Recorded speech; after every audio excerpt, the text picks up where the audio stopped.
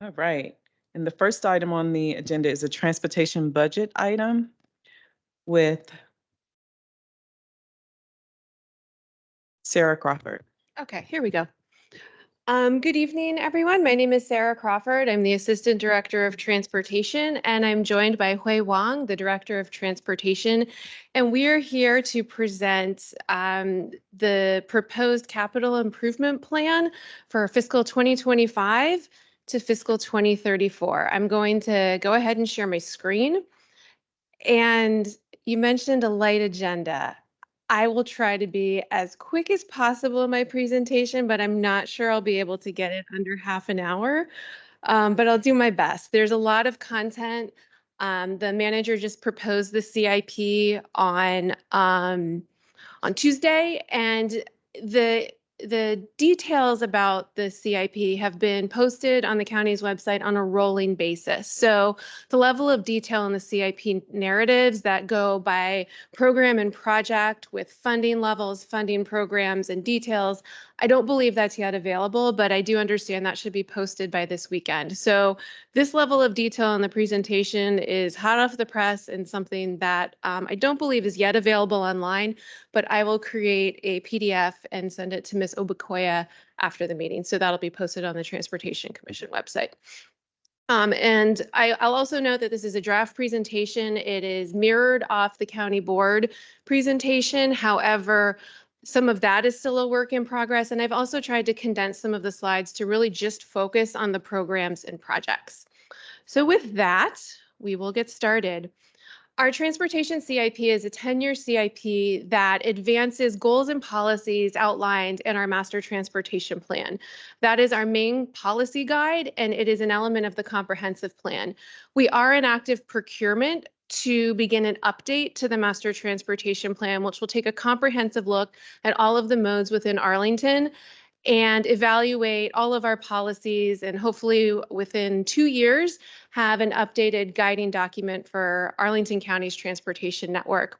Not only do we look to the MTP when developing the CIP, but we also look at other adopted goals and policies within the county. Biophilia, how can we incorporate more green elements into our streets? Community energy plan, how can we ensure that we maintain and build on our multimodal transportation network and make it as sustainable as possible? Equity, how can we ensure that we ran into a problem? Try again in a few minutes. Okay. I'm going to try again right now because I'm impatient. Oh, it actually kicked me out of the meeting. So I'm going to rejoin the meeting. With that, I am also going to note that lots of other policies. Back to presenting. Okay, excellent. So let's skip to slide 3. There's a number of elements within the CIP that continue from the adopted CIP, the 2023 CIP. We're continuing construction along Columbia Pike. We're continuing projects both in design and construction in Pentagon City and Crystal City. We will be embarking on a major transformation in Roslyn, and we'll begin studying what is possible on Langston Boulevard following the Plan Langston Boulevard initiative. For transit, we are nearing completion on our art operations and maintenance facility. We are beginning construction on the second entrance to the Crystal City Metro Rail Station. We're continuing the Transitway extension to Pentagon City. We entered the procurement process for Ballston West entrance, and we have a number of other projects I'll talk about in our transit program. The Vision Zero program, which we'll hear about when we're done with this item, is embedded throughout our entire program, mainly in our Complete Streets portfolio, as we reevaluate what is possible within the right-of-way to make it as safe as possible for all modes, and particularly our vulnerable users.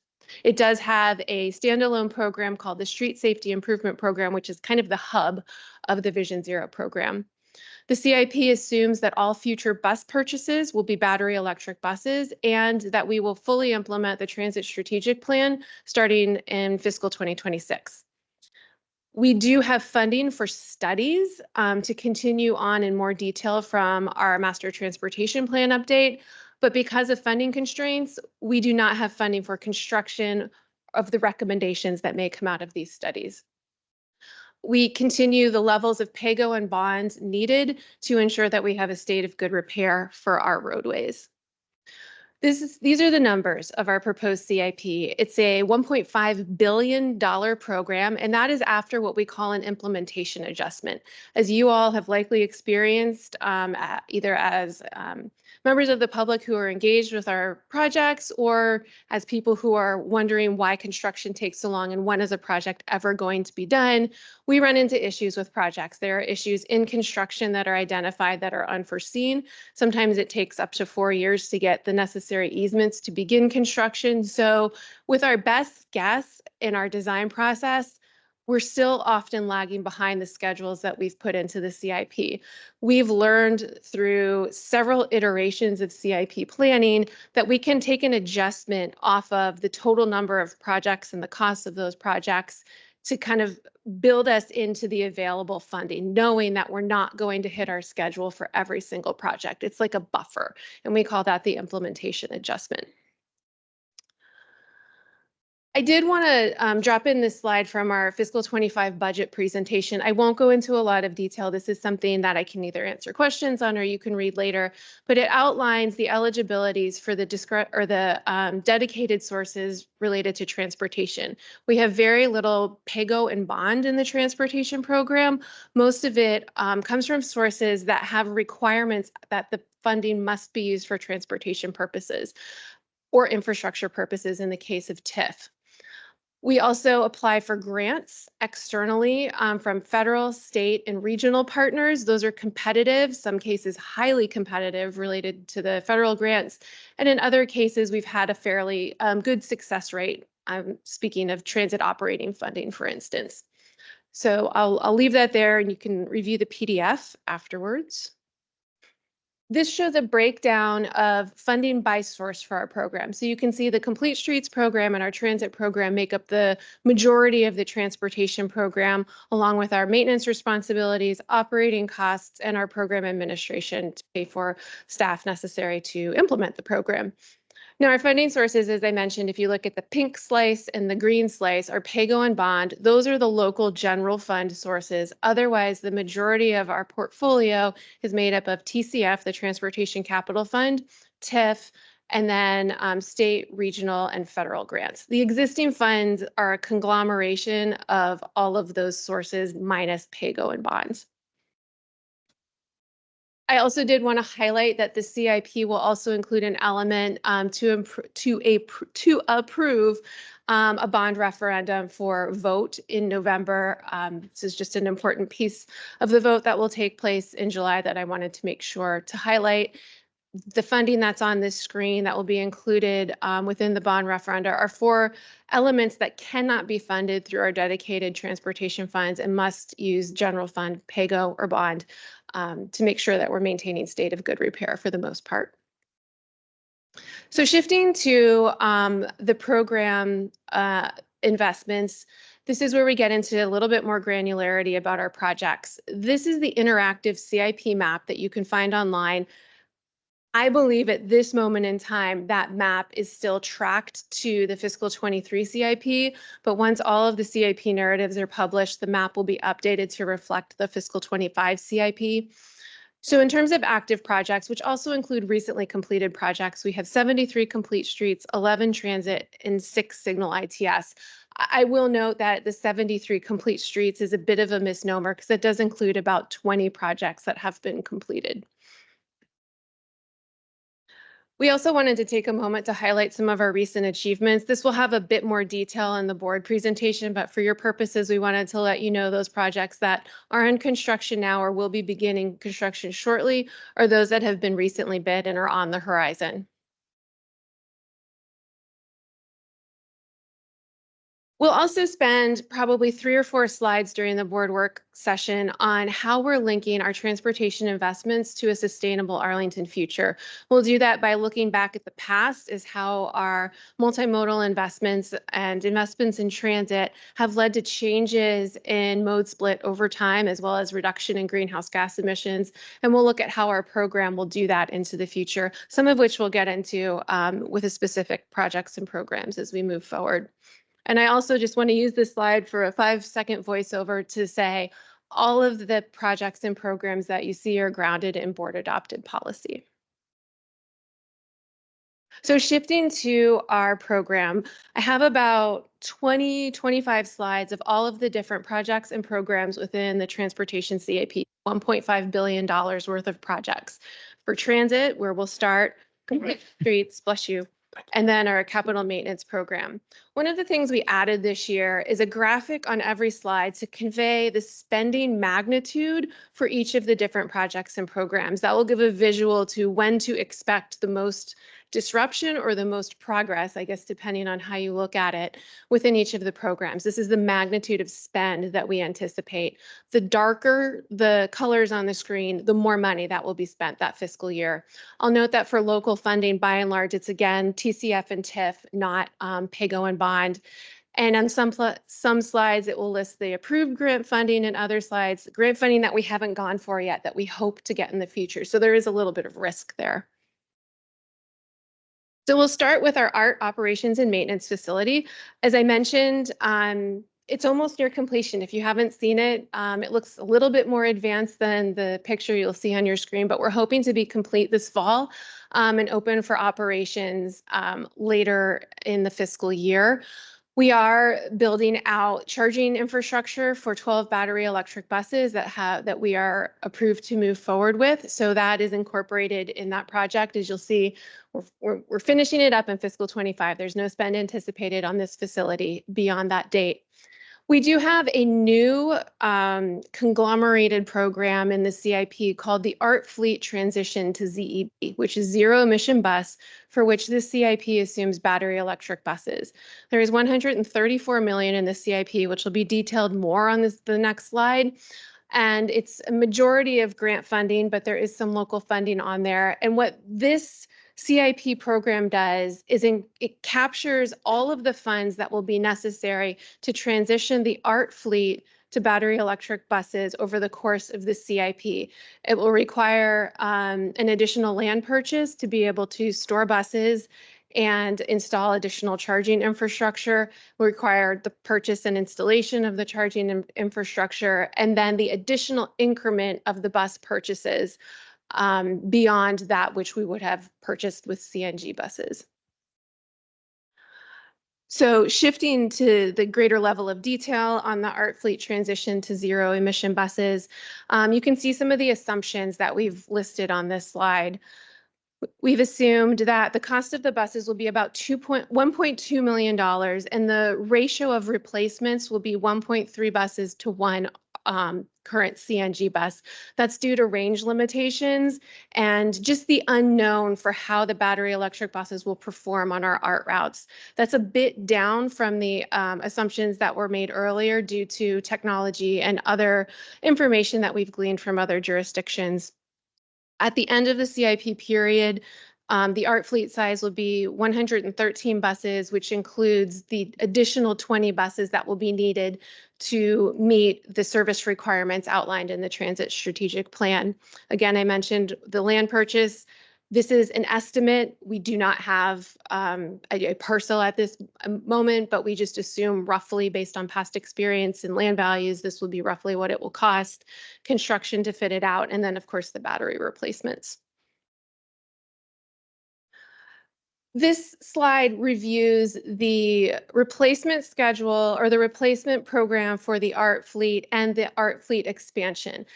The funding in this program assumes purchase of CNG buses because the additional increment to purchase the battery electric buses is incorporated into the ART fleet transition to ZEB. So this program keeps up with the regular maintenance and replacement schedule for our existing bus fleet. And then on the right side of the screen, you have the additional buses that are needed to meet the service expansion as outlined in the transit strategic plan. To total, we have 67 million in the fleet replacement and 13 million in fleet expansion. We do have approved grants for the replacement and the expansion in fiscal 25, but we would need to apply for that grant funding in the future. And I actually should have mentioned, I'm just going to scoot back because I didn't review the funding intensity on this slide. All of the anticipated grant funding is federal, state, and regional. We tried to match the activities outlined on the slide with the best possible source, understanding that some future grants may not be those that we would secure on the first time. There's always risk when you're applying for grants. But we do anticipate both the land purchase and the additional buses in 27, and then additional buses and construction on those facilities from 29 to 34. So I'm going to skip over this one since we just reviewed it.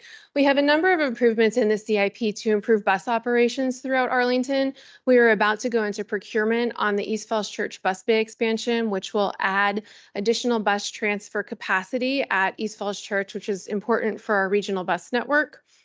We are anticipating a need to expand the Shirlington Transit Station with similar bus bays, the capacity for additional buses due to the demand of both our local art system, but also WMATA and the DASH systems that service that as well. We have an existing grant to the Northern Virginia Regional Transportation Authority at this moment, which would allow us to begin the project if successful in fiscal 29. And then the transitway extension to Pentagon City is nearing final design, and we're hoping to finish that phase out within the next couple years. As you see on the top of the screen, the first 3 years of spend are fully the East Falls Church project and the transitway extension to Pentagon City. So Crystal City Metro Rail Station East Entrance, that project is underway and under construction. And you can see from the top of the screen, there's a fairly intense funding activity over the next 3 years. We do anticipate completion by the end of fiscal 27. And you can see for over the course of the CIP, that's $127 million in approved grant funding and also local funding as well. This will provide greater connectivity to the VRE station, as well as another project we'll talk about in the Complete Streets portfolio, the CC to DCA connection to National Airport. We have a couple of other Metro Rail station expansion projects in the CIP. There's a real blend of funding on these projects. We have the Ballston West Entrance project, which we have increased to $181 million due to a variety of cost estimates that we have and the lessons that we've learned on Crystal City East Entrance. We are entering active procurement. We've just issued an RFQ, which will be followed by a request for proposals. So hopefully this time next year, we'll have a good sense of what the bids are on Ballston West Entrance, and hopefully bring that into under contract and into construction. That's the majority of the funding that you see at the top of the screen in the dark teal and the approved grant funding. Ballston West Entrance is pretty much fully funded minus a small request to the Northern Virginia Transportation Commission next year. 2 additional Metro Rail stations are not yet fully funded. The Courthouse Metro Rail Station elevator project, which would build 2 high-speed elevators outside of our building. We anticipate submitting funding for federal, state, and regional grants, hopefully to begin construction within the next, or hopefully to begin design within the next 3 years. And then as you can see, the intensity of construction in fiscal 2030. And then you'll notice a lighter color in the out years where we hope to begin scoping feasibility of adding the second entrance to the East Falls Church Metro Rail Station. I wanted to reprise a slide that we used at the work session for the budget to talk a little bit about our bus stop accessibility program. We are currently reviewing the final inputs to the inventory that was conducted for all of our bus stops. And at this moment in time, we have 990 bus stops, 62% of which are not compliant with current regulations. I say current regulations because these can change and do change over time. And so our compliance with accessibility regulations will shift over time no matter what we do. But our goal is to become fully compliant within our bus stop program. And the next slide, we'll talk a little bit more about how to do that. But I do want to focus on some of the challenges ahead.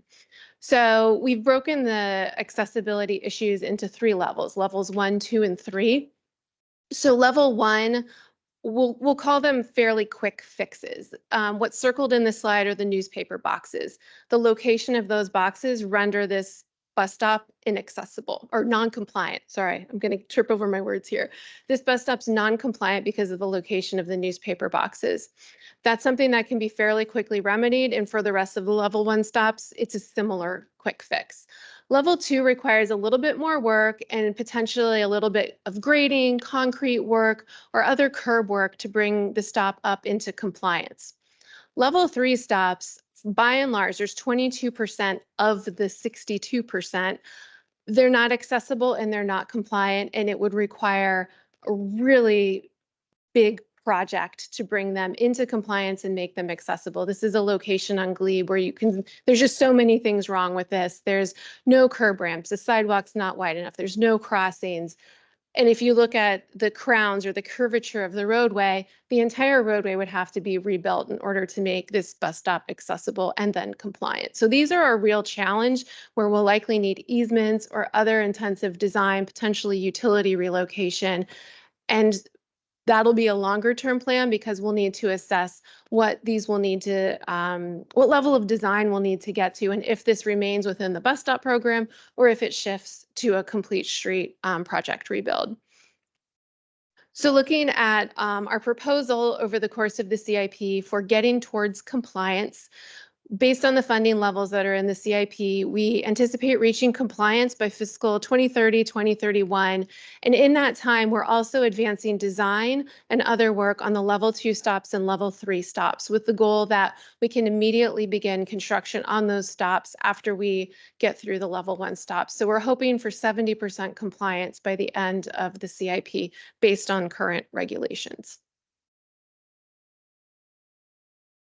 We're transitioning now to our Complete Streets portfolio, and as you may recall from past years, many of these programs have many projects within the programs. And so what'll be highlighted on the screen is a subset of projects that we thought pertinent to highlight for a variety of different reasons, which I'll voice over hopefully fairly quickly.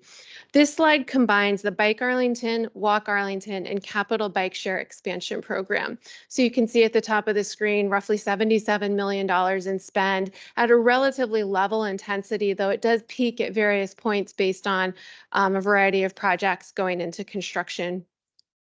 There are some changes from the last CIP. We've deferred the Arlington Memorial Trail to the end of the CIP just due to funding constraints. Similarly, you'll recall we recently completed an Arlington Boulevard Trail study, the southern side of which is moving forward thanks to an earmark that we received.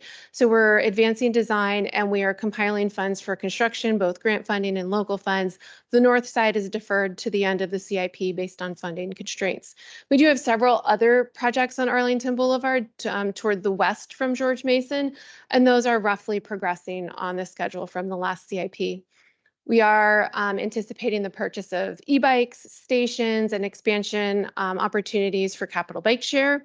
We have a variety of spot improvements throughout the county that we coordinate with Vision Zero and other requests from the community to ensure that we're keeping our pedestrian network as accessible and safe as possible.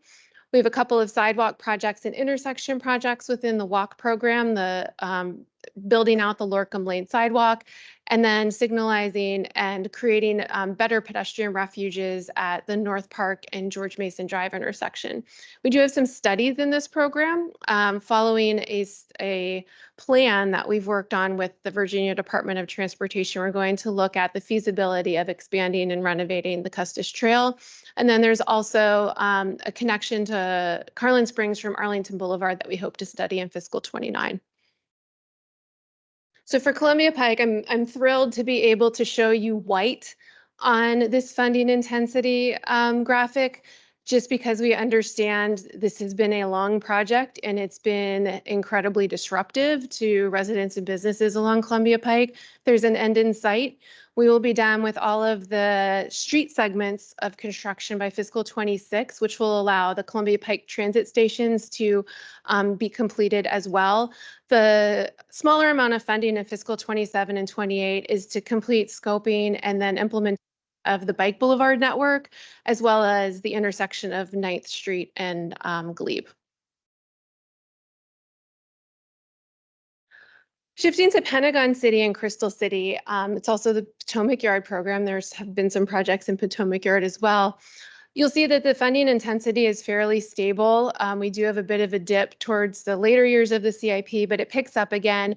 And that's due to just funding capacity in the CIP and needing to push some things out a little bit where we had a little bit more capacity.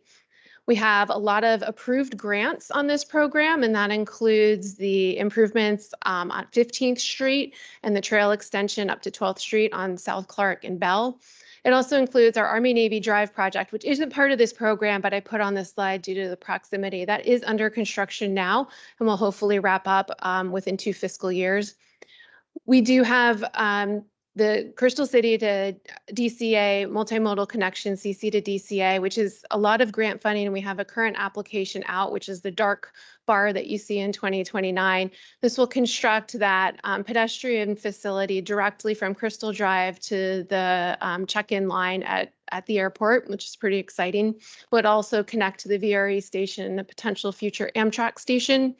We have 2 other projects to enhance bike and ped facilities, one along Army-Navy Drive to the west of South Joyce Street, and then our Long Bridge Drive connection, which will enhance accessibility from the Long Bridge bike ped bridge that will be constructed by the VPRA, Virginia Passenger Rail Authority, across the Potomac River.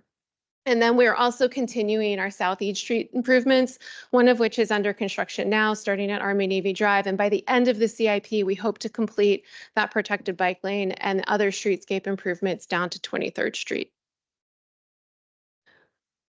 We have a large program called Improvements Outside Major Corridors. It includes intersection and street improvements that are not in the Roslyn, Ballston, Columbia Pike, Langston, and Route 1 corridors.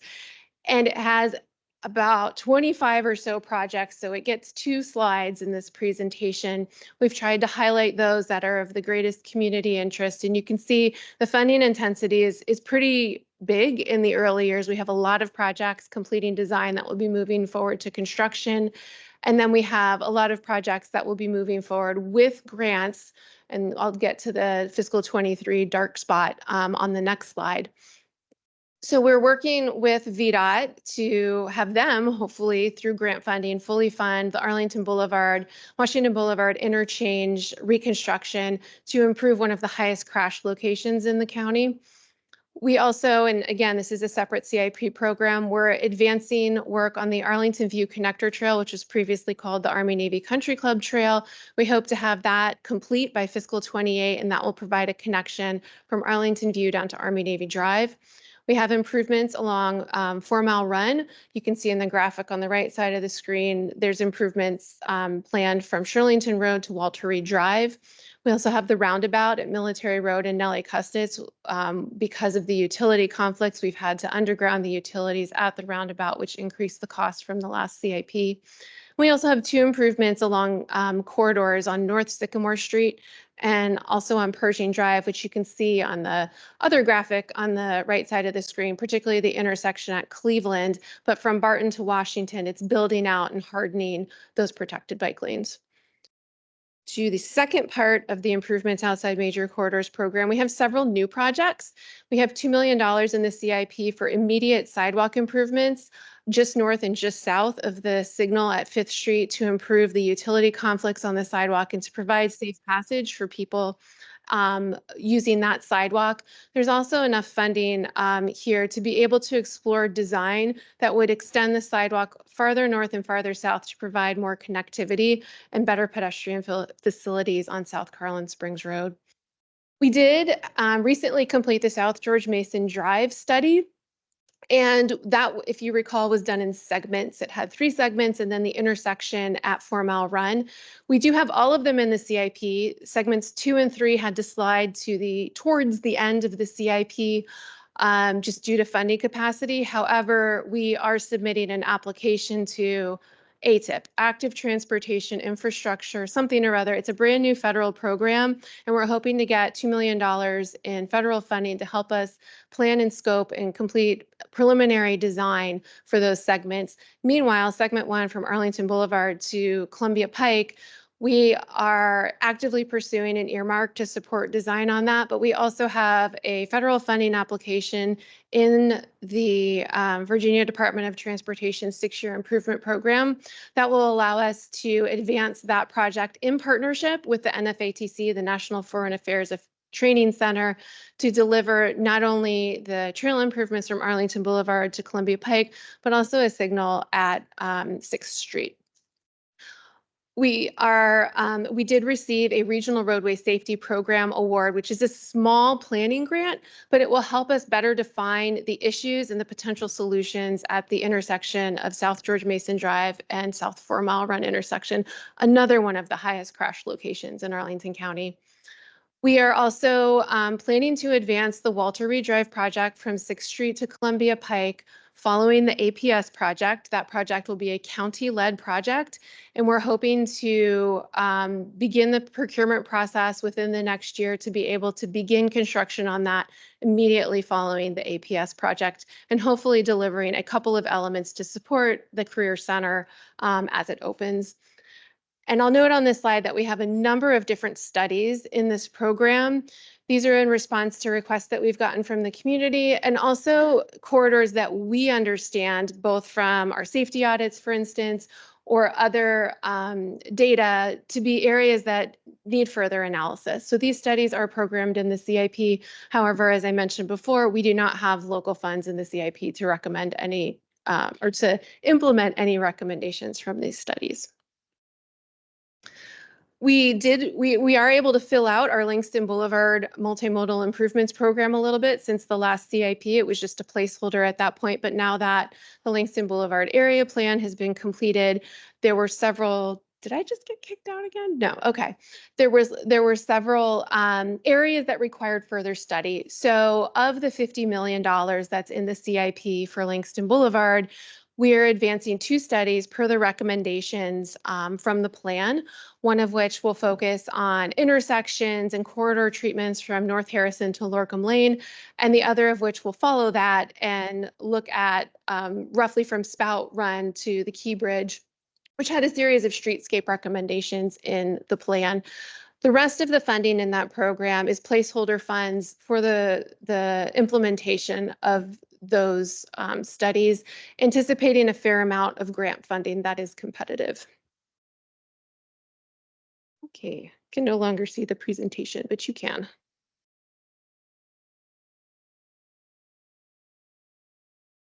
Just going to click somewhere that might be the right thing. It's black on my screen, so I can unshare and try to share again. Yeah, that's fine. That's great.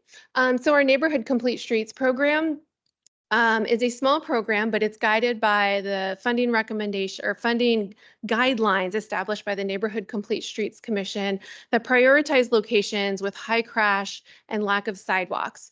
We have 3 projects that are moving forward in fiscal 25. Back to neighborhood. Now it says reload, so now I'm not sure what's going on.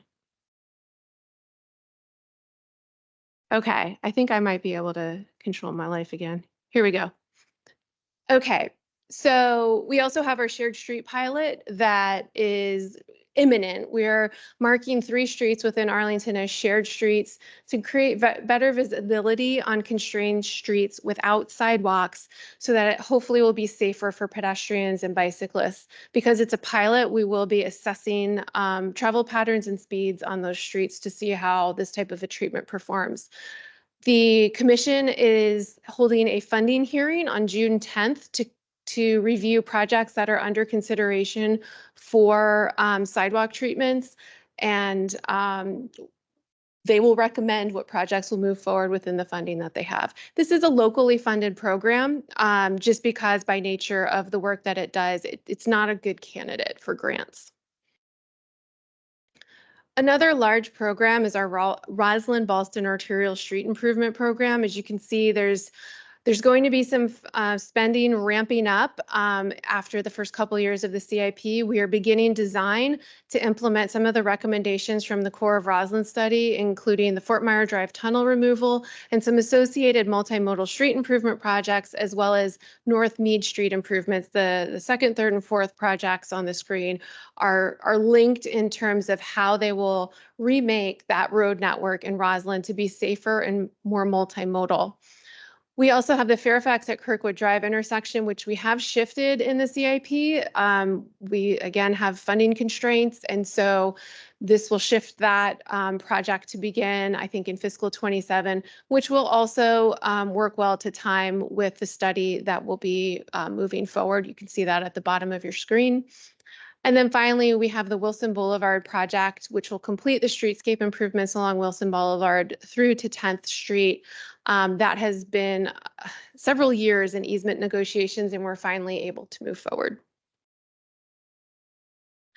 The street safety improvements program is not one I'm going to spend a lot of time on, not because it's not important, but we have several people in the meeting who are going overview of the Vision Zero program after this presentation. So they'll be able to take a much deeper dive into some of the items you see on the screen, the school slow zones, the arterial studies and improvements such as the center lane hardening. And then one thing I will highlight on this program, because I'm not sure that they'll get there, is the fact that there is funding in the CIP to what I say as speed projects that will become part of the capital project portfolio, but that resulted from some of the Vision Zero safety audits and studies. This is a screenshot of the engagement from the Wilson Boulevard and North Road Street project that is kind of a heat map of where people dropped comments and issues. But you'll hear much more about what is funded by these funds from the next presentation.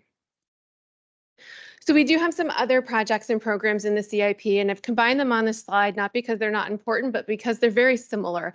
They're focused on the operations of our right-of-way, our traffic signal program, our ITS, Intelligent Transportation System program, streetlights, and parking meters, critical elements and infrastructure that are in the right-of-way that I think most of us take for granted on a daily basis, but require regular maintenance, but they also require innovation as well. We have received grant funding to innovate in the parking meter area and also to implement creative ITS improvements along some of our main corridors.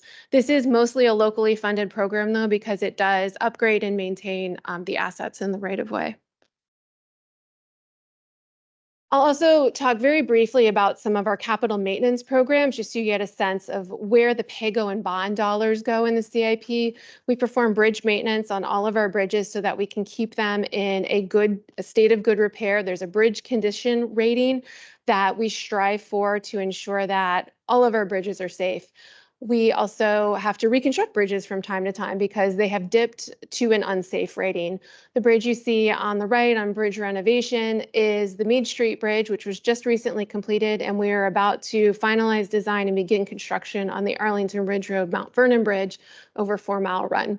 And you can see that we do rely on grant funds for bridge renovation, and we have put a placeholder in the CIP anticipating the unforeseen. There may be a bridge that comes up, hopefully not, but in the next 5 or so years that would require replacement or severe rehabilitation.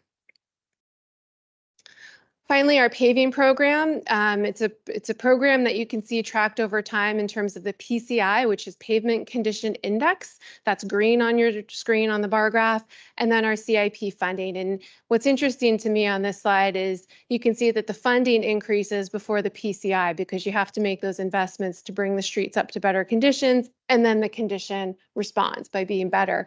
We're doing really well on our PCI now, and you can see the funding levels have dipped a bit. However, there are pressures on this program, given the asphalt prices and the fact that there are other guidelines that we're bound to. I meant to mention this earlier on the bus stop program, but the recently released federal guidance called PROAG, it's public right-of-way accessibility guidance, requires a lot more intensive effort when you are upgrading the right-of-way.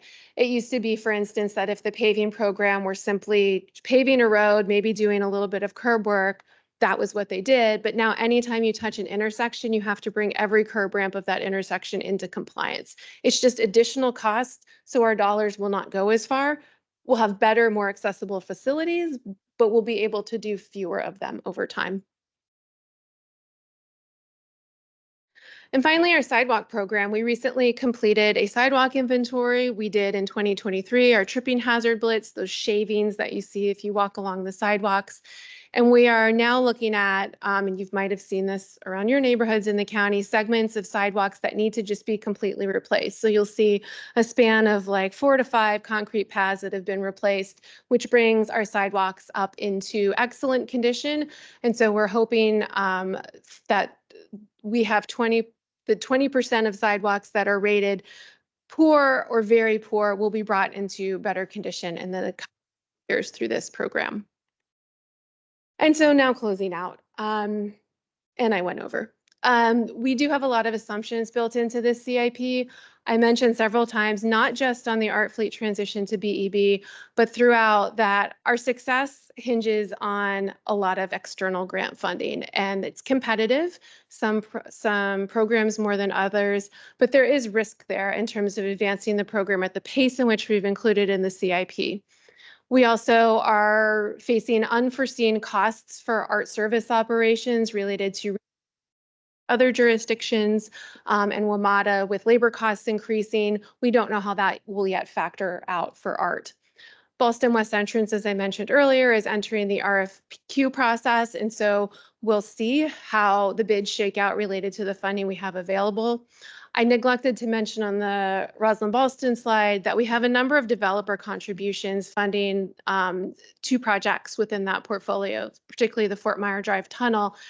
We don't have all of those developer contributions yet, and some of those site plans have not moved forward. And so we're relying on that funding, which has not yet come to pass. We also, as I mentioned before, do not have local funding to fund recommendations from the MTP update or any future studies. And I just hit on ProWAG and the fact that those costs are not factored into the CIP.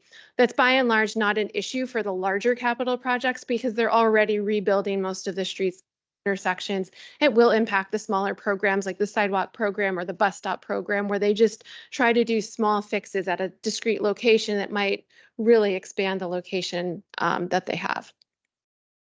And finally, just circling back to the beginning of the presentation, our CIP advances many adopted goals and policies. We have challenges and risks to implementation. And there are some long-term considerations that we'll be bringing to the board next week during their work session that we're still fleshing out. I did want to bring up the schedule because we're very early in the CIP process. The manager just proposed on Tuesday. We do have one of the first work sessions. And so our work session with the board is next Thursday, which is a really quick turnaround. But there is also the public hearing on July 10th, and then the wrap-up work session on July 16th, where the board will contemplate publicly any changes they may wish to make to the manager's proposed CIP. I know you all have a meeting later in June, and I'm planning to be available at that meeting. This was a lot of information, and I understand that you may need more time to review, so I'm happy to take, along with my colleague Hui Wang, any questions that you have tonight, but I'll also be back in June if you need to give more thought to the information presented this evening. All right, thank you. Seems we have a lot of hands. I'll start with Commissioner Theo and work our way around. Yes. Hello. Great presentation. Very excited for the CIP in a wide range of issues, particularly the Vision Zero and street safety projects. One project that I'm not super thrilled about so far, that I have a lot of reservations about, is the zero emission bus program, simply because of the high cost of each individual battery electric bus. Compared to our current compressed natural gas buses, and also the significantly reduced range of those individual buses, resulting in and of course, then the additional cost of retrofitting facilities, new land purchases, et cetera. So where, with the proposed CIP, where does the zero emission buses, the proposed 113 new buses, where does that come into play in like, or how does that, I guess, cause problems for potentially expanding our bus fleet for greater frequency with compressed natural gas? Does this mean that we're not going to be purchasing any new compressed natural gas buses at all once the CIP is confirmed or approved in July potentially? Meaning that we would have to start with those additional costs right off the bat this year. So this proposed CIP does not anticipate any future CNG bus purchase. It anticipates BEB purchases, and the ART operations and maintenance facility is being fitted out to have 16 or 12 charging stations, and the capacity to charge the 12 buses that we're getting for the pilot. But that would just cover the 12 for the pilot. We would then need to retrofit the facility and acquire and build a new facility for the excess buses, because the current facility that's being built and almost finalized only accounts for today's number of buses, not of CNG buses, and not the 10-year CIP's 112 battery electric buses. Right, with the associated charging infrastructure, which Right. takes up Which takes its own up amount. additional space. Right. Anything here? I want to clarify one thing is the CNG buses, we do plan to turn the fuel into RNG, renewable natural gas. So that by itself does reduce the emission and basically the pollution to the air. Right, which is why I actually prefer CNG and the renewable CNG as to oppose the additional costs for battery electric. But I guess on that note, Mr. Vice Chair, I'd like to make a, I guess, informal request. I don't think it has to be a formal vote right now, but as the chair, Chris Slatt, and yourself and others are hearing more about the CIP over the next couple of months, and we are providing feedback to the county manager and the county board, I would love to talk amongst ourselves in some capacity and provide any feedback, whether in favor of or opposed to, or at least cautious or skeptical of the zero emission bus program's additional costs. That sounds good. I think we'll have other opportunities. There's the June 6th session specifically focused on transportation, where we can talk about that in more I think- detail. Yeah, would And- that session just be between the county manager and the county board, though? So it'd be No, like a hearing, or we- would we be involved? I would be in attendance. Good. Yes. Okay, that sounds good. Yeah. Thank you. But I'm happy to discuss this more after. Commissioner Flores. That mic gets me every time. You mentioned this in your presentation several times, but with regard to the anticipated grant funding that may or may not come available because it is a competitive process, do we have quantification on what halts we would be looking at from a budgetary or timely standpoint if we were to not receive grant funding for the projects? So I can speak at a high level, and I hope I didn't caveat that too much. I just think we all need to be eyes wide open that we can list all the grant funding we want in the future years, but we have to be successful at it. But now I feel like I might have painted a doomsday picture. It varies based on potential, like, I'll try to give a brief overview. If we have a small complete streets project that's $5 or $6 million and we didn't get a $2 million grant, we may be able to find the capacity in reserves or in savings from another project to be able to keep that going. If it's a very large project for which the grant was the majority of the funding, we would have to have a conversation about trade-offs, and at what level that happens is beyond our recommendation, but it would simply mean, do we delay the project until we can get the grant? Do we find other local sources to be able to backfill where we were not successful on the grant? for a large scale project, that can become a challenging conversation. Yeah, it specifically caught my eye with the CC to DCA project. I know that one is heavily funded, anticipated to be heavily funded by grants. And so I was curious, when you source the potential grants, are they recurring or are they reauthorization required, like with the IIJA or the BIL? So I know probably too much about this project, so I can give you some pretty good detail. We have and have spent a lot of $8.5 million of federal funds already. That's secured. It's under agreement. We have $8-ish million of local funds on the project. We currently have an $18 million grant from NVTA, which is approved, and we are moving forward with appropriation on that. We have an outstanding $21 million grant at MVTA, which they will consider next month. So I believe their public comment period is either still open or it just recently closed. But we're hopeful that that funding will be approved. Otherwise, it comes to the question that you raised earlier as to how we would fill that gap. That is one of the projects that the Commonwealth committed to Amazon when they made an agreement with the company, and we are delivering it on behalf of the Commonwealth. Okay. Commissioner Furman. There we go. I wanted to revisit what Commissioner Theo had been mentioning about the zero emissions buses. If my memory serves me correctly, this commission sent a pretty strongly worded recommendation to the county not to run too quickly into pursuing specifically battery electric buses. And so my first question was just, why is the CIP assuming battery electric buses as opposed to hydrogen fuel cell or the alternative with the renewable natural gas?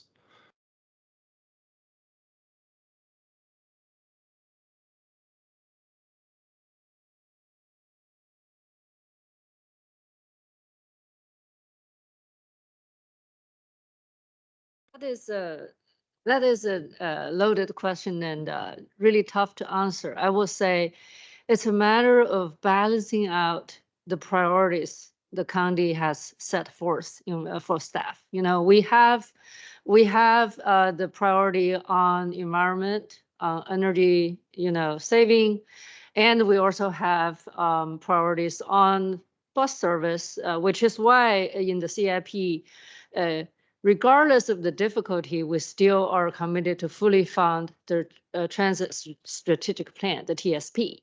So we're trying to get a balanced picture together that the priorities are not, significantly unbalanced. But I do understand there are, opinions about those things. So that's how we put it together. Thank you. My primary concern really comes from a standpoint of frequency of service and reliability of service. We've already seen March is the most recent month this is available for, has now dipped in its on-time performance below 2019's level, while still not yet recuperating all the ridership of that time. So we're now down to 74% on time. I worry greatly that with us jumping into using battery electric buses, that will even reduce this further. And I just want to stress that I think the county really needs to be focused on providing as much reliable and frequent service as possible, because even a CNG bus is far more environmentally friendly than anyone getting in their own personal vehicle and driving places. And unless we make these things reliable, they're just not going to get used. I tried to ride the 75 bus here tonight. I couldn't. It didn't leave Shirlington when it was supposed to. I ended up having to take the 41 bus because luckily I can walk to both of those. But it's just a microcosm of, if we already are having reliability issues, I really worry about us jumping in headfirst on zero emission buses. And then just finally, one last piece was just on the South George Mason Drive multimodal project. Really hope we can find some sort of way to speed up the timeline on the segment from 4 Mile Run to the county border. It's an especially important project to improve pedestrian and cycling options for Wakefield high school students.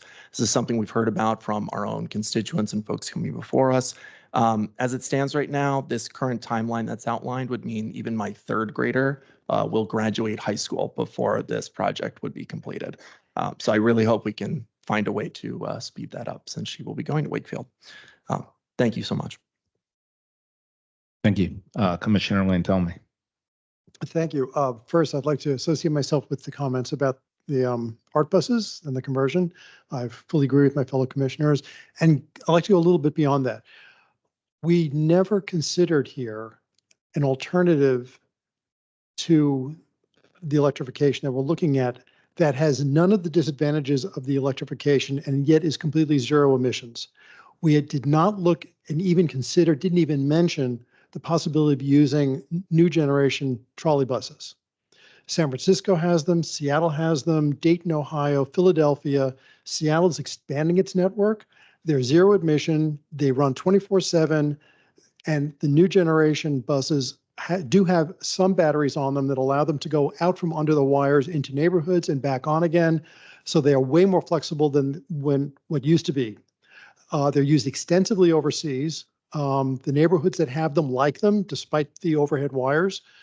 They're quiet. They are zero emissions. They're 100% reliable. And we didn't even consider it. We didn't even mention it anywhere. And I think that is a real flaw in what we're doing. And we really need to take a look at that. So anyway, that's my editorial comment on that. Second, I'm happy to see that Langston Boulevard is now in this. That's great news. I'm a little bit wondering about how far out it is going and why, for example, the Spout Run intersection, which is a real problem intersection, which everybody has acknowledged, is lumped into the larger view of a study for all the way to Roslyn for that, basically the 6-lane portion of Langston Boulevard. That is a critical intersection that has real problems, not just with accidents, but also with stormwater. It's a pedestrian nightmare. Is there some way we could get that moved up and pulled away from the larger study, which I agree with that we need to do and should do, but that can wait. And I agree that can wait somewhat. But I'd like to get some quick wins along Langston Boulevard to show the communities there that we're serious. And it might be that smaller Vision Zero type projects could work. Anyway, but anyway, thank you for putting in Langston Boulevard, and now that we can focus on that. There'll be more to come on that from the organizations. Finally, there are some projects that really have to work with other projects that are in the county, but not county projects, such as CC to DCA and the Long Bridge, new Long Bridge. Does this mean that we have to, will we be doing the CC to DCA at the same time that the VRE station is done? And what's the status of that? Sure. So just several months ago, the VRE Operations Board voted to phase their Crystal City station and complete the platform and the northern entrance to the water park, as well as the stair tower in one phase, leaving the second phase, which would be a connection from the southern stair tower to the private property, then down to Crystal Drive, as a phase that would coordinate with our project and with the future potential Amtrak project. The benefit to that is most of the work done over the tracks will be done by VRE and in coordination with the fourth track project that is preceding the Long Bridge project. So from our perspective, it's great because we're not doing a lot of the work over the tracks. VRE, the rail company, is doing that. So we feel pretty good about that timeline. There's still some details that need to be worked out, but it is coordinated and hopefully will proceed on schedule. I mean, it's actually probably the largest transportation project in this county. You know, the 4-tracking, the moving the station, building the bridge.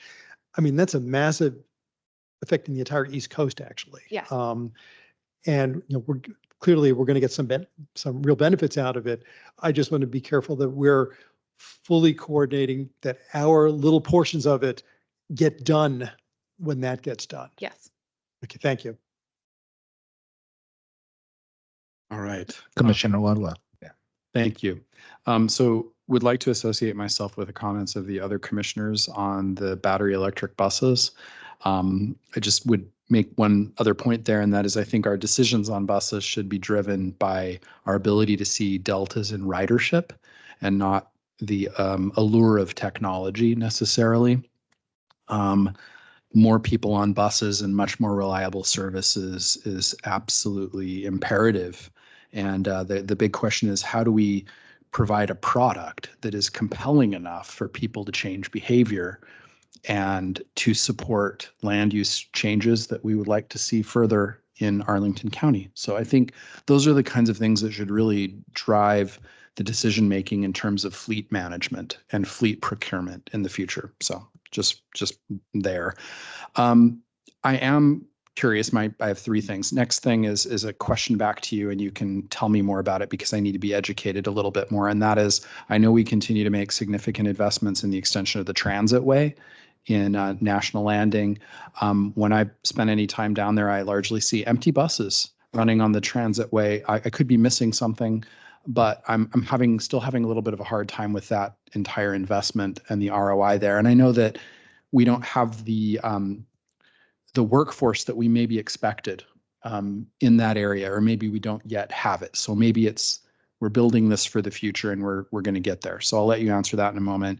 And then my last one is just a continued question on kind of what Arlington's view, strategy, and limitations are with respect to our contribution to Metro Rail. So right now, I mean, the statistics that I have show that pre-pandemic, about 40% of the ridership was people going to jobs, right? And a lot of them were even federal jobs. And now that's a fraction of what it was, and we're still really low. It feels like we're still band-aiding it and hoping that things change. And none of us has a crystal ball. And I know that we've built a lot of our community around Metro Rail, but the behavior and paradigms have shifted dramatically. And Arlington is one of the jurisdictions leading the way in terms of work from home, and that doesn't equate to Metro ridership. So I know we all wish that it weren't that way, maybe, but it is. And so I wonder what the reality is for us, and maybe what our position and strategy is going forward in terms of like, what if things don't come back the way that they used to be? So anyway, transit way, Metro, big question for you. You want to go ahead? Yeah. Just want to say, like, we are starting to work towards, the ridership, the sort of the pattern change. And if you recall, the TSP, again, the Transit Strategic Plan, started to address that because we realized the travel pattern by our public transit users has changed. There's not as severe of a peak for commuter services, and people turn to use them more now on weekends. And also the frequency matters to people, and sort of extending the day. And we also have students that now are enjoying the free fare and use buses more. So we are trying to, but this is almost like you make your best educated guess and you try to address that. We're hoping that with this effort we can see, and also time will give us too a better picture at the pattern, and we're going to stay nimble and try to catch on with that.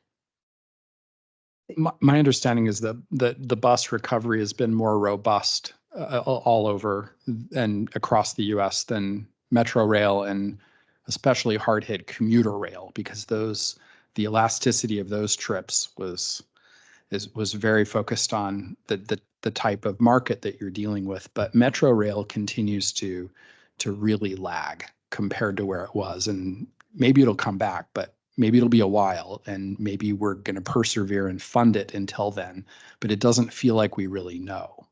So I'm less concerned about the bus than I am about, because Metro Rails, it's a big chunk of the pie. It's a huge chunk of the pie. And in hindsight, having one of the slides from our Metro presentation would have been helpful to brief you on. That's not something we're monetarily involved in, but we're knowledgeable about. The only thing I'll add to that is Arlington is a big piece of the Metro Rail puzzle. We're one of the pieces of the Northern Virginia Metro Rail puzzle, and we of course have the state as a partner to that, Maryland and the jurisdictions there. It's complicated. I don't mean to say that to be flippant or dismiss it. But a lot of different people have a lot of different goals. and we haven't yet seen travel trends normalize. It's one of the things that we'll get into in the board work session is understanding past travel trends and how we're in a moment now where we need to be able to guide those. Some of you have mentioned that into the future. How can we make sure that people are making those choices to get on the sustainable modes, to not get in their car? Because at some point, yes, there'll still be a lot of telework because that's something that's become commonplace, but people are still going to want to go places. And how can we make sure that we're situated to be able to do that? It's a question we're grappling with, that the region's grappling with, and we all wish we had an answer to. Thank you. I think, yeah, hopefully, I don't think anyone has an answer, but at least acknowledging that is healthy. Thank you. Thank you. Commissioner Shannon. Well, great presentation. Thank you very much. And again, a good amount of questions that I had were already asked. I associate myself as well with the battery electric buses, and the sentiment we all share up here. I think your future ridership is sitting right here. So I think it's to the point of headways. If you increase headways and you increase access to metro, and then you increase with the iRide Smart Trip and the free fare, like you build the habit of high schoolers riding on the buses and metros, and they're going to maintain that habit and increase your ridership in the future. So just a couple points there, which is very interesting. Reading a book lately about New York City and high schoolers in the 80s, everything was the metro, everything was the bus. They had the entire city.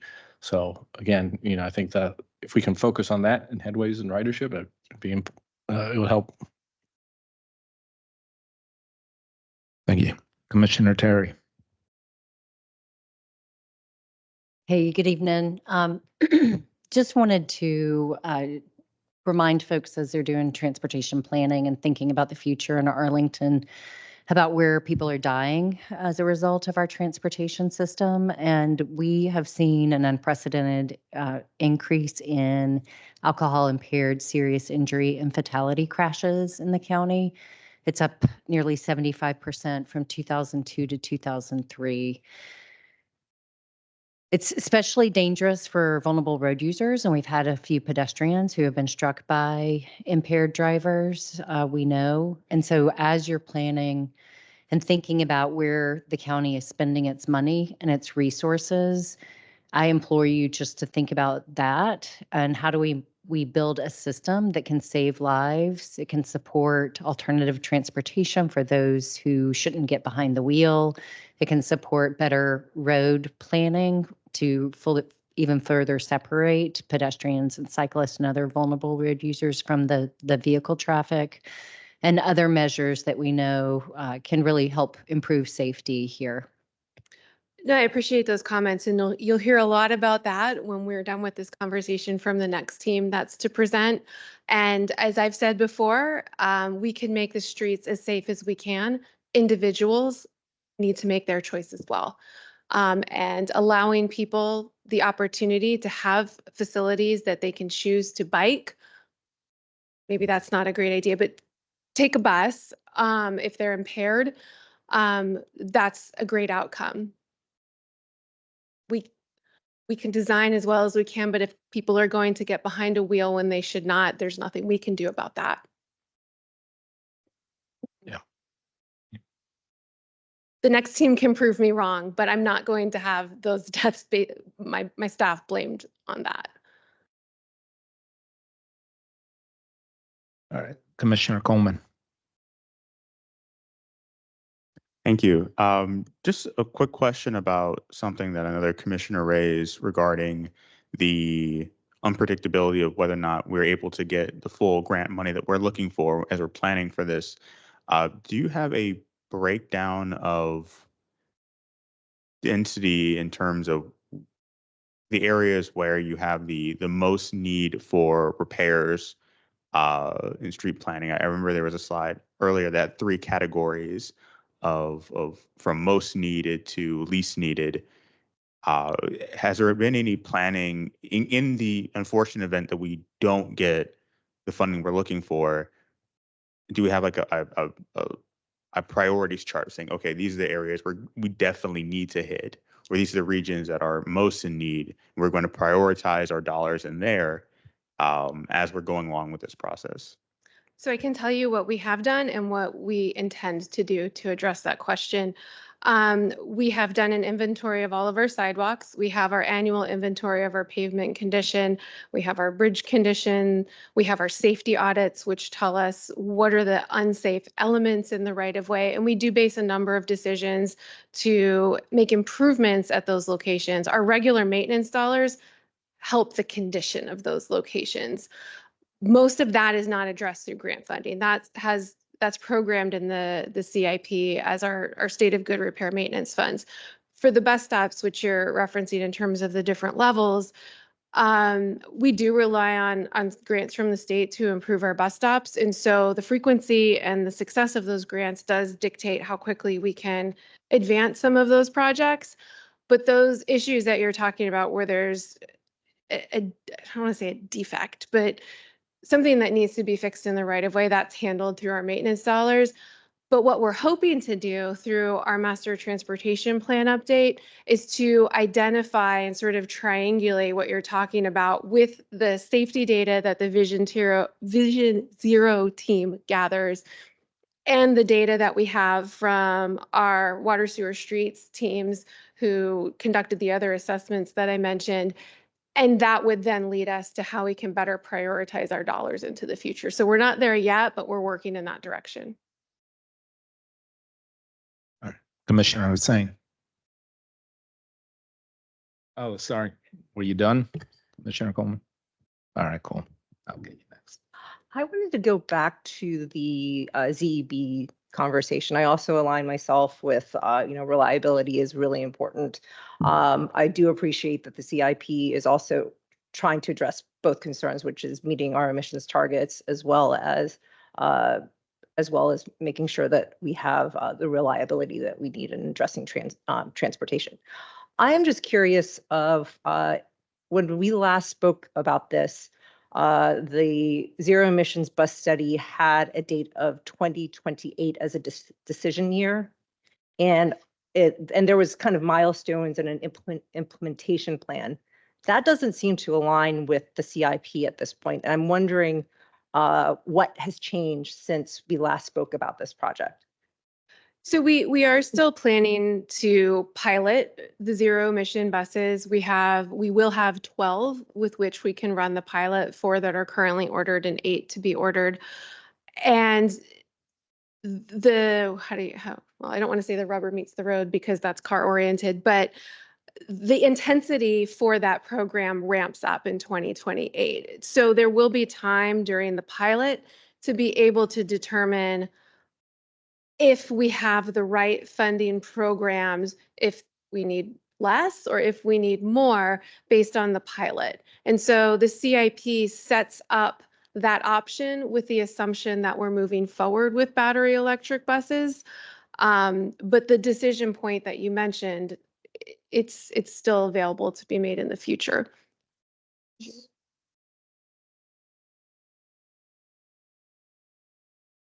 I think what you sort of recall the FY28 timeline, that was the recommendation of the ZEB study, which is basically we hired a third-party company to do that.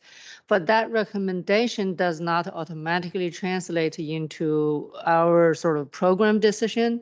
Like I said previously, this CIP proposal does bring some of the, BEB purchase a little bit accelerated from that study recommended timeline. However, this is done through a way to balance both service and other priorities that county as a whole committed to the community. Understood. I think that we the committee, we based our recommendations on the previous presentation. So I think at least I'm a little surprised at how the CIP came out. I just had 2 quick other questions just for laymen who listening to this meeting. When you say 2020 fiscal 2026 25 and 26 for Columbia Pike being pretty much complete. What does that mean to the layperson? I mean, are we going to be able to drive freely without potholes and swerving and construction equipment on either side and walking and biking? What does that look like to the layperson? The short answer is yes. The longer answer is, while the design varies across the different segments along Columbia Pike, most of it will look like what has just been completed west of Columbus. So from Columbus to the county line, wider sidewalks, better bus facilities, ADA compliant bus facilities, and ideally, if it's just been repaved, no potholes. Thanks. I did have one more question, but I can Well, come back while around. you're talking, go ahead. Well, you can just continue. Oh, okay, and one last question I saw the new light that's going in, that's proposed for George Mason and Park. I'm just curious why it looked like there was a change in traffic pattern at that intersection. Why not just keep it that way? Why not, instead of adding a light, just not allowing the left turn? Was there like a reason for needing this additional light now that you've changed the intersection and the ability to turn left heading, I guess, east on Park?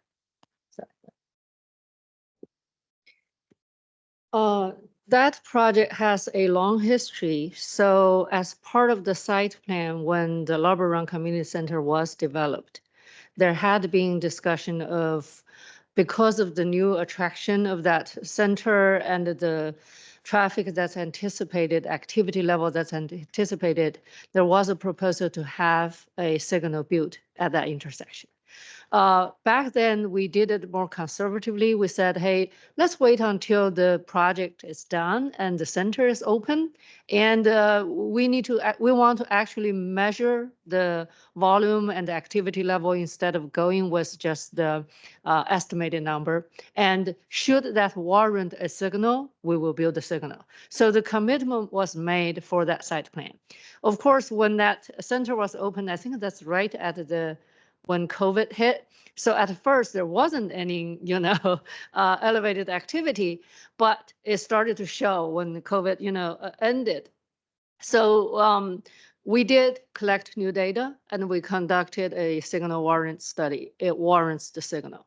So that is extension of the previous commitment. We decided to do the signal. While we are planning on designing, getting easement, all those things about building the signal, we also see traffic dangerous behavior at the intersection. We say, what can we do now to, save it? So you see all those channelization made with bollards and things. I know some community member has come talking to us and say, hey, this looks great. Why don't you just forego the signal? But I also want to remind people that there is a larger body of community, including civic associations, that are still very much encouraging us to move forward, move faster on things that we have promised. So that is how the signal project is continue moving forward. Thank you. Commissioner Singh. Awesome. Thank you so much. Yeah, great presentation. I'm excited to see improvements in our sidewalks. There's a sidewalk near my apartment building that is terrible. So I'm hopefully excited to see that not be terrible. So thank you very much. Yeah, I just want to echo the sentiments on the zero emission bus. I think while I think it's good for us to be investing in new and innovative ways of power, I think an emphasis on frequency is another part of the community need. So I think that emphasis, I think, could be a little bit more prioritized from the county. So I think that I just wanted to echo that. And to Commissioner Lontelme, I think if we're gonna have a conversation about different ways of powering our buses, I don't see why we can't have a conversation about full electrification. I've thought about this when it comes to rail, and I've had lots of people come and tell me that it's unreasonable, too expensive. And my response is, well, we're focusing on hydrogen-powered diesel mode of power. How is that more or less of a problematic thing than electrification? So I think that is something to maybe consider more. My question is, this is more of a clarification. Could you talk more about what pay-as-you-go means? I'm sorry. I just assume everyone knows what PAYGO is. Pay-as-you-go funds are general fund dollars that are used for capital purposes. Okay. So I've been thinking about this a little bit.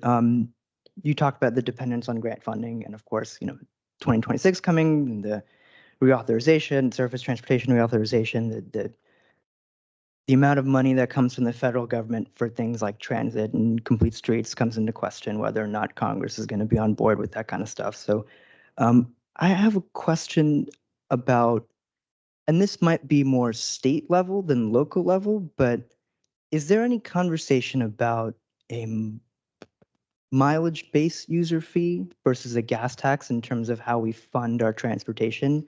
I know that's more of a, I'm imagining, because I know Virginia is doing a pilot with that, and those conversations are probably more happening at the state level than at the local level. But regardless, is it something that we can have a conversation? Is it something that we can talk about here at the local level, just as a, is it another way for us to fund our transportation in a sustainable manner in thinking about, okay, maybe these grant programs, we might not get this funding. Can we think about other ways that we can fund our transportation? And again, I don't know if that's, a state versus local question. I'm not sure how much we can do that here, but is it something that at least we can talk about?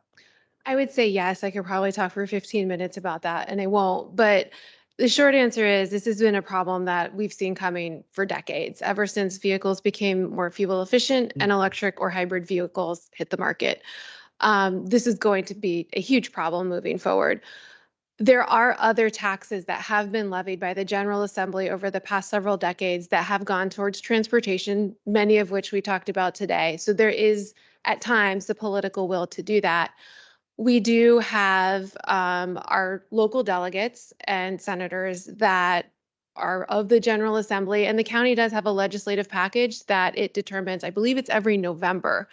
And so I would suggest if that's something that this body is interested in, that can be a recommendation to include as part of the county's legislative package, or at least for consideration.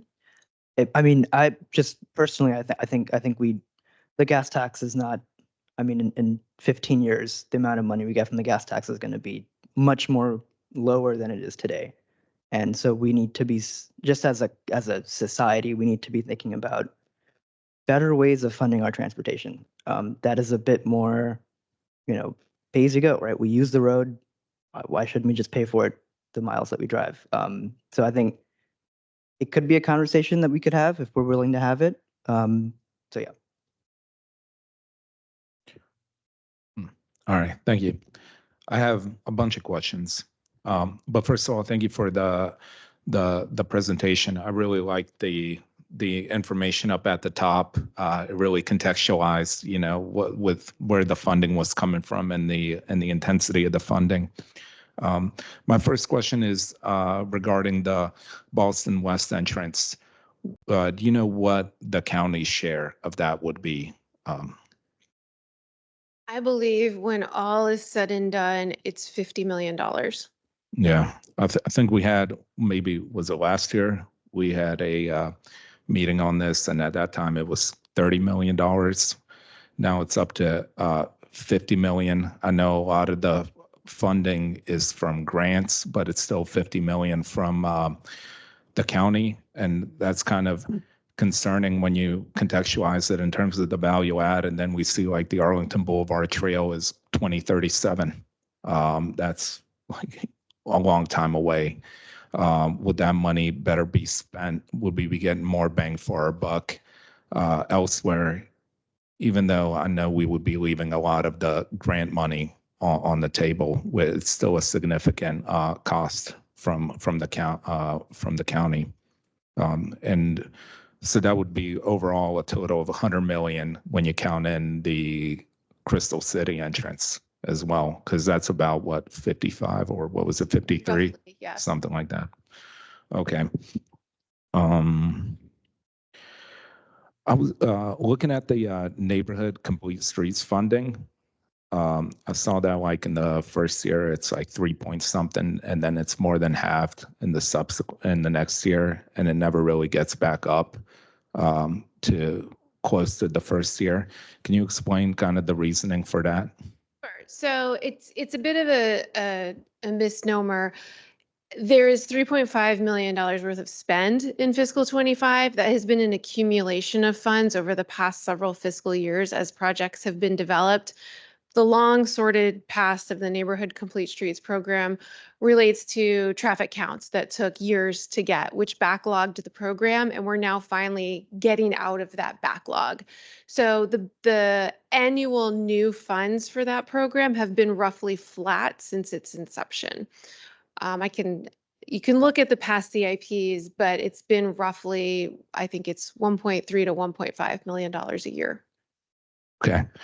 Yeah, I think Chair Ortiz has already written to the county manager requesting a bump, a continuous bump of 3 million per year, and I support that, and I think she made a strong case given the PROAG standards that are making these projects more expensive, given that, as you already mentioned, these projects don't really qualify for grant funding, and also because they've taken on kind of like the cheaper, lower hanging fruit projects, and now they're getting to the more expensive ones.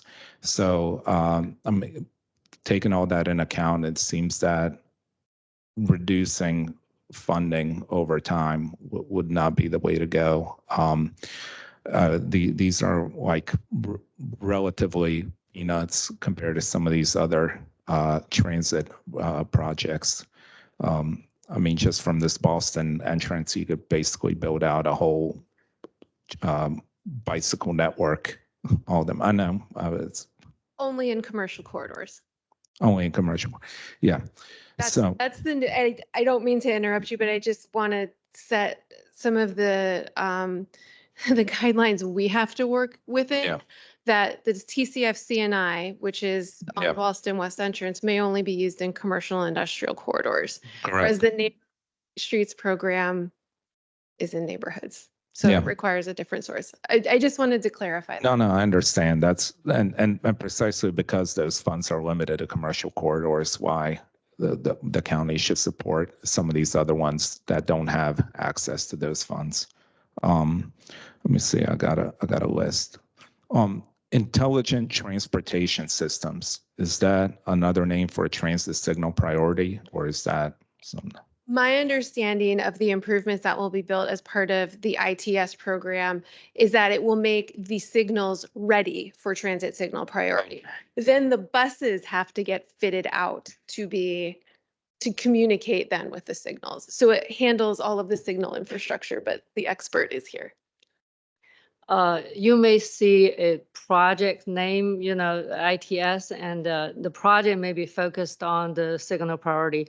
However, ITS is much more than that. It's the CCTV, the cameras, the sensors instead of the loop cutting the pavement that actually recognize the car and bike coming.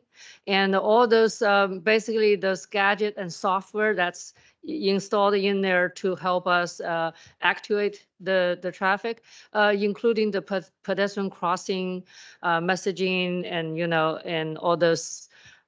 So anything beyond just the single three, light bulb has something to do with ITS. And we also use ITS funding, and state actually support us to use some of this funding to better time our corridors. So it's hardware, software, and combined, and the transit signal priority is just part of it. Okay. All right. Yeah, because I think we've had several meetings where we talked about transit signal priority, and then it's like we haven't seen it yet. And like I'm wondering at what stage that is, and specifically within the next 10 years. Now, I have a good news. So I'm stealing Dan's thunder. We just got the contract signed with the company that actually provide us with the equipment that's needed in the controller and the software. So on the signal side, like Sarah mentioned, On the signal side, we are ready to, get the equipment, install them and load them. On the bus side, we're working with some are existing equipment on the bus, and some are softwares that need to be upgraded. So we feel like we hit a mini milestone, and we're very excited about that. And hopefully we can come back and tell you, hey, we did it. Okay. All right. Thank you. And one of the commissioners brought up Columbia Pike. That am I correct in understanding that the date for that has been pushed to 26? It was supposed to be 25. So fiscal 26 includes 25 and Okay. 26. So we're on schedule Are still. on schedule. We Okay. are. And our contractors have, well, maybe I'm jinxing ourselves, but on segment F, which bounds George Mason Drive, that's been ahead of schedule. And if Okay. we hope that the same contractor can perform the same work ahead of schedule on C and D, we should be able to meet that without a problem. All right. That's great. And a final question that I have is, might need to refer to the presentation again, but kind of like what studies do you have underway budgeted in the CIP kind of that can really set ourselves up for applying for these grants? Because I think that's important to be able to access those funds. I completely agree. And it's challenging because each external program has its own requirements and not priorities, that's not the word I'm looking for, but prioritization, I guess, of how it allocates funding. Not all of our projects will reach toward the top for those that we're studying. We move differently in Arlington than many other jurisdictions in Northern Virginia or in Virginia. We're aligned more at the national level and in some cases with our city peers. But some of those external grant programs may not be a good fit for some of those projects that are incredibly important to ensure that we can safely and sustainably get around our community. We do our best, though. That's the goal of these studies, is to try to set us up with these requirements in mind so that we can just, I don't want to say game the system, that's not right, but just pull the right sort of levers to ensure that the point we're making with our project resonates within those different grant programs. Okay. All right. And lastly, I want to associate myself with pretty much all the other commissioners that talked about the battery electric buses. I understand it's a trade-off between environmental concerns and level of service concerns. I think the biggest environmental impact is a modal shift. At the same time, I understand that the majority of the funding is grant money. So that's another thing to take into account. But I wouldn't want to go down the route DC has with the circulator and the electrification and then the service cuts. And, I think everyone here agrees that more frequent buses are better than electric buses. It'd be great if we can have both, but if there's a trade-off to be made, I would rather have frequency than the battery electric buses. All right, thank you. And I saw Commissioner Theo. Yes, I have a question unrelated to zero emissions, but first, one last point on zero emissions.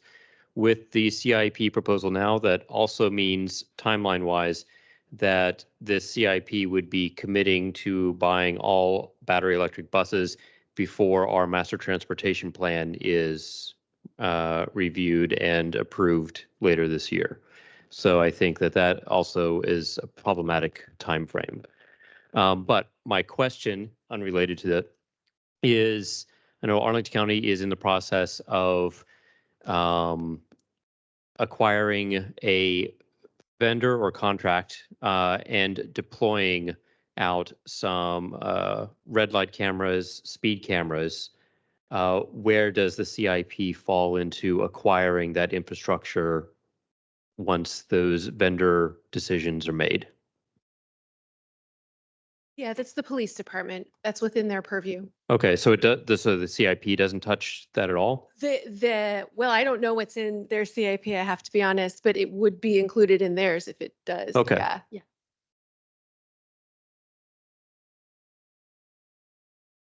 Commissioner Ludlow. Yeah, just one quick question following up on the MTP.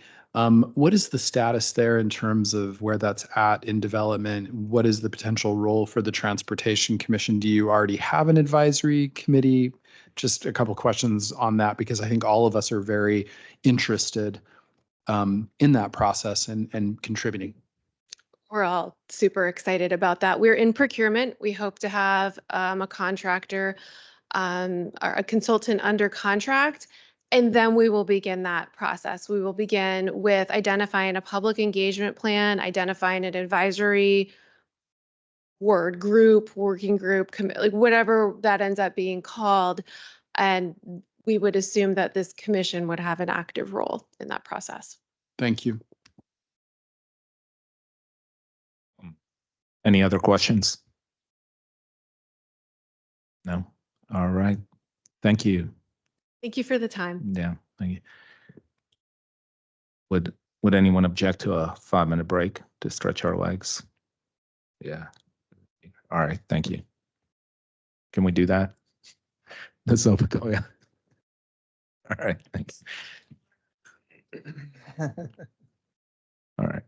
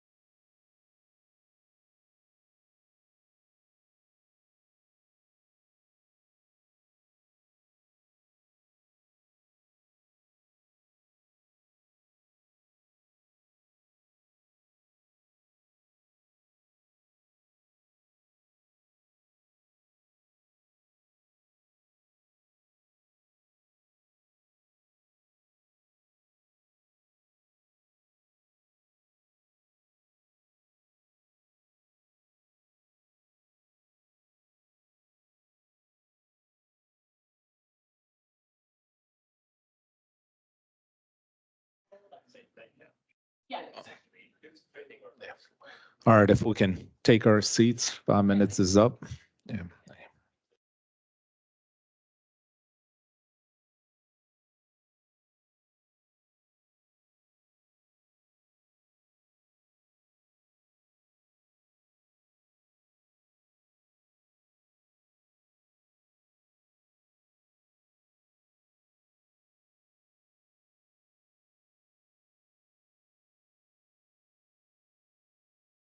Next on the agenda is Vision Zero with staff member Christine Baker and staff member Dan Neighbors.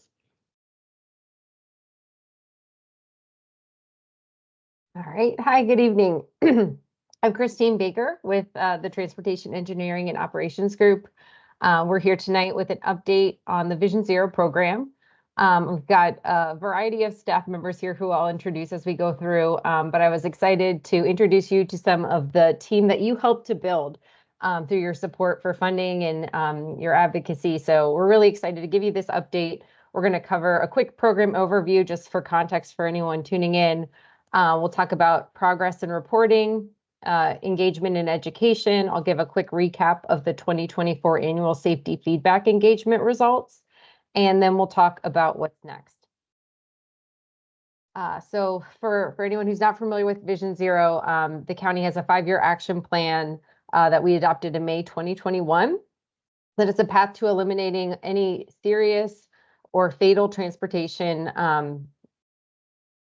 crashes that related in serious or fatal injuries by 2030. So we identified key safety needs, goals for a safer transportation system, a list of 90+ action items to achieve each safety goal, and then a plan for tracking and reporting our progress.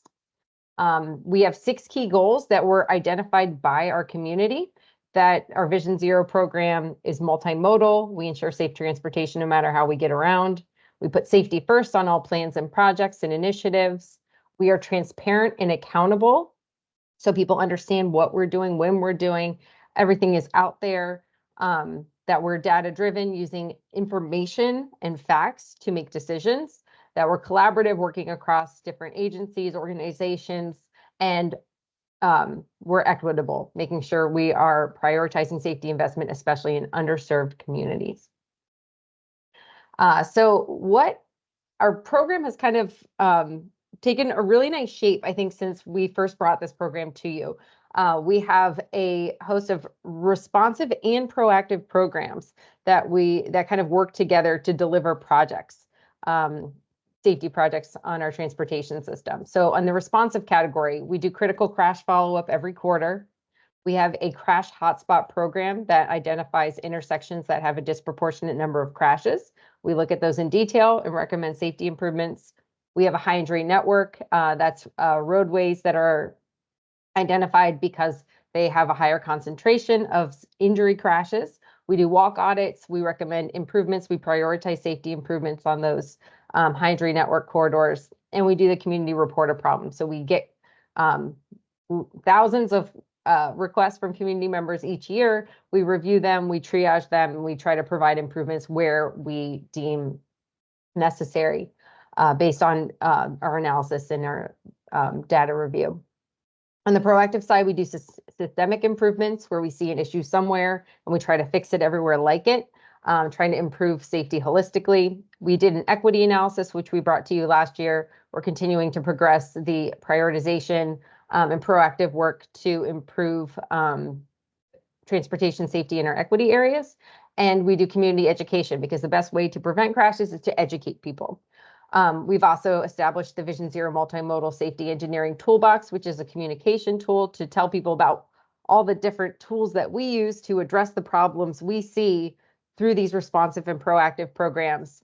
And those tools are delivered through quick build projects, pilot projects, capital improvement plan projects are also coming out of this program.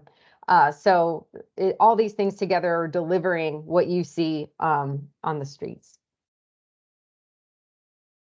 So looking at progress and reporting, we produce a annual report every April and then a mid-year report in the fall. And this is going to cover what we released this year, covering 2023. We also hosted an open house story map, a way to provide a virtual way for people to kind of see all this information, which you can link to from the presentation. In 2023, we experienced 64 severe and 6 fatal crashes, which is higher than our rolling average. So we did see a trend going up this year. You see it kind of goes up and down. And it did give us some areas to focus on. On the progress side, we delivered a lot of different things you can see in this infographic. I won't go through it all because I know we have a long presentation. But working through those different program elements that I just described, we reviewed almost 70 hotspots. We reviewed 70 critical crash locations. We conducted 6 Hydri network audits, which are twice as many that we've done in previous years because we now have more staff. We did lots of community engagement. We responded to 5,900 public requests for safety issues. We had over 100 safety-related classes or events that were put on through different organizations in the county. And our critical crash campaign is reaching over 160,000 people estimated.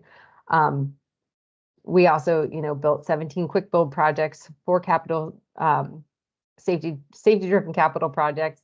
We installed 14 school zones, slow zone retrofits. We planned 19 more, planned pilot projects, work with VEED on 15 safety initiatives. Police inspected 475 child safety seats. We sold 2,300 iRide cards, installed 53 micro mobility corrals. So lots of stuff. We installed 1.15 lane miles of separated bike lanes, and built 6 new traffic signals. So lots of things going on and lots of different categories you're seeing of what we are delivering through Vision Zero, and as a county kind of all working towards Vision Zero together, because it's not just the Vision Zero team. We are the ones kind of leading those core activities, but then it kind of trickles out to all the work that is being done both through GES and all of Arlington County. So looking deeper into those trends, we did see that spike last year, and a lot of it, as Jane had mentioned earlier, we're looking at problems with alcohol causing severe and fatal crashes. 5 out of our 6 fatals last year were alcohol related. And then speed has also been on the uptick since COVID. One of the things I did want to highlight too is the fixed object crashes have really increased. It increased in 2023. That was a factor in many of our fatal crashes. And that, sliver of the pie chart was the most significant change from years past. So that fixed object crash combined with alcohol and speed can really lead to deadly consequences. We also saw a high increase in night crashes. All fatal crashes that occurred, all 6 in Arlington, were between 9 p.m. and 4 a.m. And we also have seen an uptick in unbelted severe crashes since the pandemic. You see it was on the trend down, and now we have spiked back up. So these give us areas to focus on as we move into next year, which we'll talk about in a minute. Next, I'll talk quickly about the hotspot program. Anna Mazzidi, our transportation engineer, could not be here tonight, but I want to highlight the work that she's been doing to review all of the hotspot intersections, doing crash diagrams, detailed reviews, and looking at what we did in the last hotspot round. We produced 24 improvements at intersections. We have 18 that are in progress, and then at 27 of those intersections, we actually already had projects happening at them. So it's been a great way to see what's happening and then also what we can add to it. Now I'll pass it, sorry. I'm going to pass it over to Laura Castro, who is the principal planner for the Vision Zero team, and she's been helping to lead our Hydri network audit program. So Laura, take it away. Hi, thank you. Good evening, everyone. My name is Laura Castro, And our high injury network corridors are corridors that were identified to have high rates of severe fatal crashes. And we audit these streets to identify safety improvements that would help eliminate these severe fatal crashes. So we're conducting 6 audits per year. So far this year, we've completed 3 safety audits. And after we complete the safety audits, we attempt to publish documentation within 4 months of the audits. And you can find those on our Vision Zero website outlining our findings and next steps to improve safety for all modes of transportation. And this documentation, we collaborate with other teams to get their feedback for the safety improvements. Next slide. And for quick build projects, our quick build projects are safety projects that can be implemented in a short time frame. Last year, we completed 17 quick build projects, and you can see before and after project cut sheets on our website. This includes tactical projects that use bollards, but also concrete projects. And we prioritize quick build projects based on recent crash history trends, particularly if they affect vulnerable users like pedestrians or bicyclists, or there have been a severe fatal crash at a location, whether it's in an equity area, if it's located near a school, and if speeding is an issue at a proposed quick build locations. We've updated the website with a new dashboard when you can also look up quick build projects on a map, and those should also, once they're completed, should also lead you to a project cut sheet. And our goal is to deliver as many projects as possible. And this year we want to have more than last year. So far we have about 10 completed quick build projects so far this year. And now I will pass it over to my colleague Brian, who will discuss the school slow zones. Good evening, everyone. Yeah, so as Laura mentioned, I'm going to talk about this school slow zone retrofit process. So we have finished all of the slow school zones. We are currently working on phase 3.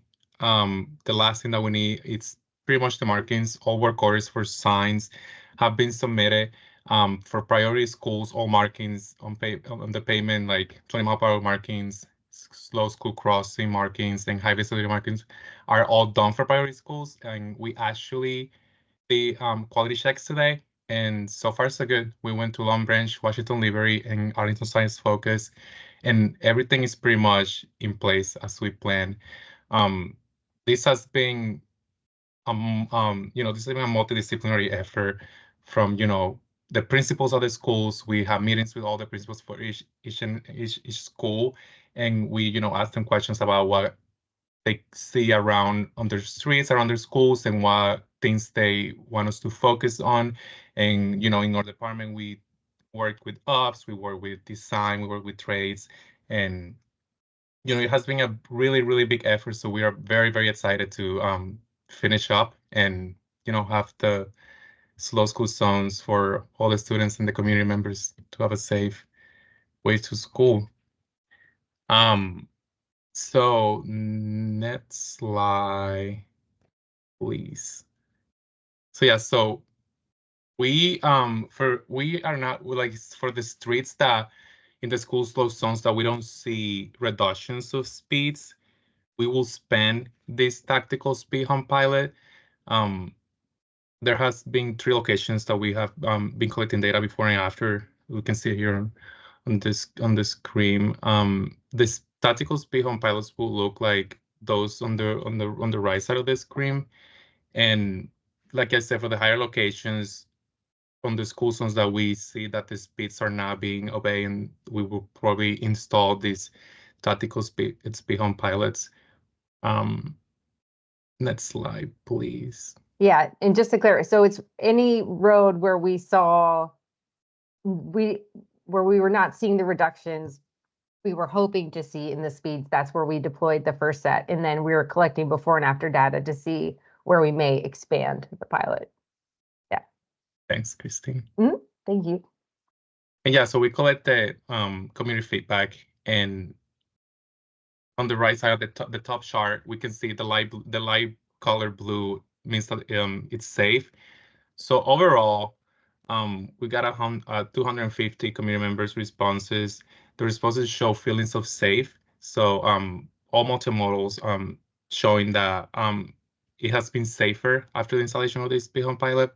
Many community members have actually observed that this speed has been slowing down where these pilots are being installed, and more than 40% of the respondents said that they want these speed home pilots to be expanded throughout the county.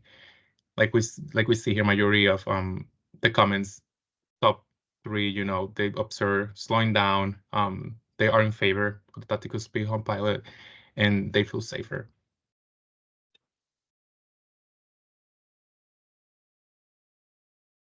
You're on mute, Christine. Thank you. So yeah, we are looking forward to expanding that pilot hopefully in the fall, and we'll be publishing the data in the community results next month. And I did want to jump back to this slide. So like Brian said, in the neighborhood slow zones where we're not seeing the speed reductions, we want the tactical speed hump is the next layer of treatment we can add there.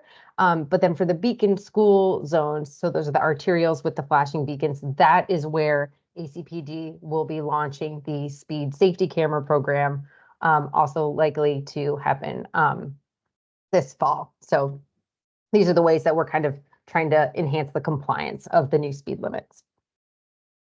We're also excited about the safety pilot projects that are happening in addition to the tactical speed hump pilot. This year we are we just rolled out centerline hardening at 5 locations, and immediately we are seeing results. Cars are taking wider turns, slower turns, and we're seeing more yielding. We are collecting hard data on this over the next couple weeks, and then we'll be publishing out results as well so people can understand the effectiveness of these tools. In some locations, it's bollards. In others, it's kind of the small miniature speed humps or combinations of the two. But the intention is really to slow down and increase awareness on those left turns. We're also installing a temporary bus platform at South Glebe and South Old Glebe Road to help maintain the bus stop while we close the right turn lane and narrow the road down, as well as close the median to remove the number of conflicts at the intersection. So that is coming either later this spring or early summer. We've also been making progress on the equity work. Sorry. We are now tracking percentage of crashes in our equity areas. We have a new set of hospital data that we'll be reviewing. We recently updated our Title VI FTA designation. So we have new equity areas that we are working with this year. We're seeing about 25% of projects completed in equity areas, about 30% of community requests coming from equity areas. We have launched initiatives to review sightlines at mid-block crossings in our equity areas, and looking also to host pop-up events, either in equity areas or with populations who might be underserved or kind of less connected. So these are all the different things that we are doing now. It's kind of preliminary results because the intent was to publish out our progress next year once we had a couple of years to progress on these items. We also published a new dashboard that's available on the website. It's a great way to see all the initiatives, all the tools, all the work on speed management, all the outreach work, as well as crash data, all in one place. So this is a great way to kind of get real-time information on the program and to understand all the different things that are happening and see it spatially. And I want to give a couple shout outs because we have had a few big achievements. I think last year, this one's belated, we were designated platinum level for the walk-friendly communities. And then this year, the League of American Bicyclists recognized Arlington as a gold level bike-friendly community. We also received the Vision Zero for Youth Leadership Award from the Center for Safe Routes to Schools. So we were awarded that last month, and it was really exciting to kind of showcase the school zone retrofit work that Brian mentioned. And then we also shared information at the 2024 NACTO conference, Meet the Cities session, which you can see a picture of here. And we had lots of interest in all the work that we're doing for Vision Zero and for safety. And last but not least, our TEO Bureau Chief Dan Neighbors was, he received the National Safety Council 2023 Distinguished Service to Safety Award, which is really great because he is a champion and a leader of safety in Arlington. In 2023, we also formalized our public engagement process. We hadn't actually published this yet, but we wanted to clarify, all the different information channels that we have available. We have the product website, which is robust. There's a page for everything. We try to make everything transparent and accountable. We do our annual and our mid-year reporting. We have the annual safety feedback engagement. We have the mid-year meeting with the stakeholders group that's open to the public. We have the year-round critical crash mitigation campaign.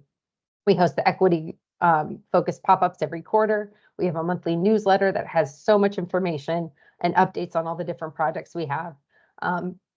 We also started this year a monthly external stakeholder group call to action to let external stakeholders know when and how they can get involved in the different initiatives we have going.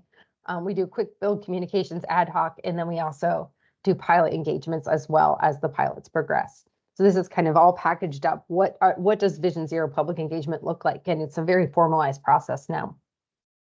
The critical crash mitigation campaign I mentioned is focused on patterns, trends that we see in our critical crash quarterly meetings that we host.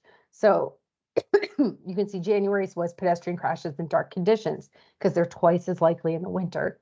And then this month we're talking about vehicle safety in work zones, trying to get people to slow down, not only for the workers, but for the people traveling in them.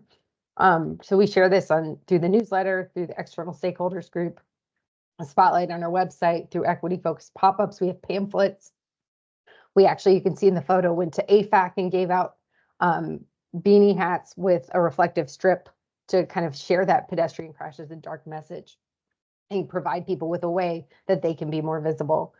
We do Facebook ads, All Now ads, social media ads, and we send it out through other Arlington County newsletters.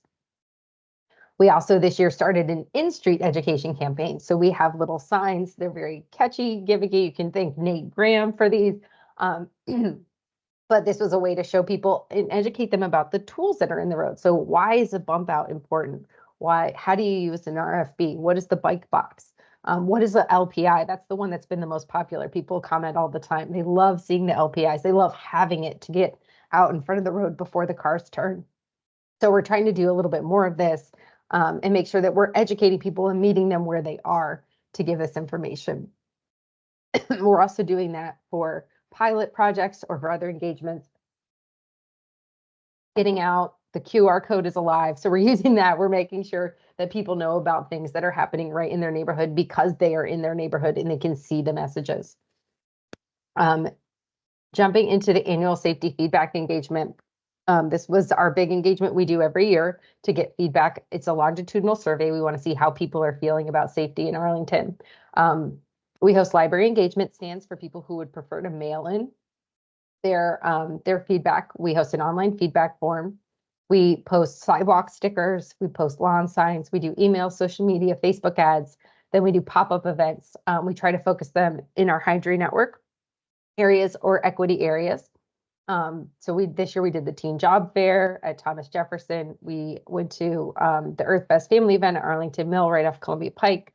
We went to the older adult community food distribution at Culpeper Gardens, which is an equity area off the HIM. We attended the Langston Boulevard Alliance Earth Day event, which had a really high showing from people in different sections of Langston Boulevard are in our HIM. And we attended the Capital Area Food Distribution, which was also at Arlington Mill Community Center, but a very different group of people. So really great attendance at these events. We also hosted a walk with Walk Arlington, touring National Landing and some of the recent improvements there. And we hosted an event at Washington Liberty High, which I know we have a student here in the audience. Thanks for coming. And They helped us host an event to educate the students on the dangers of impaired driving, as well as collect feedback and learn about spots that were concerns to them. It was really great to see all the different locations near high schools and where, younger people are traveling, to see that on our interactive map. And then, as I mentioned, we hosted an open house story map. Our open houses in the past have had really low attendance, so we really tried to push our resources and our time into these pop-up and in-person events and let people know that we'll be there in advance so they can find us. And then we hosted the open house story map online so people could go and use that as kind of an interactive way to learn more if they couldn't or didn't have interest in attending the in-person events.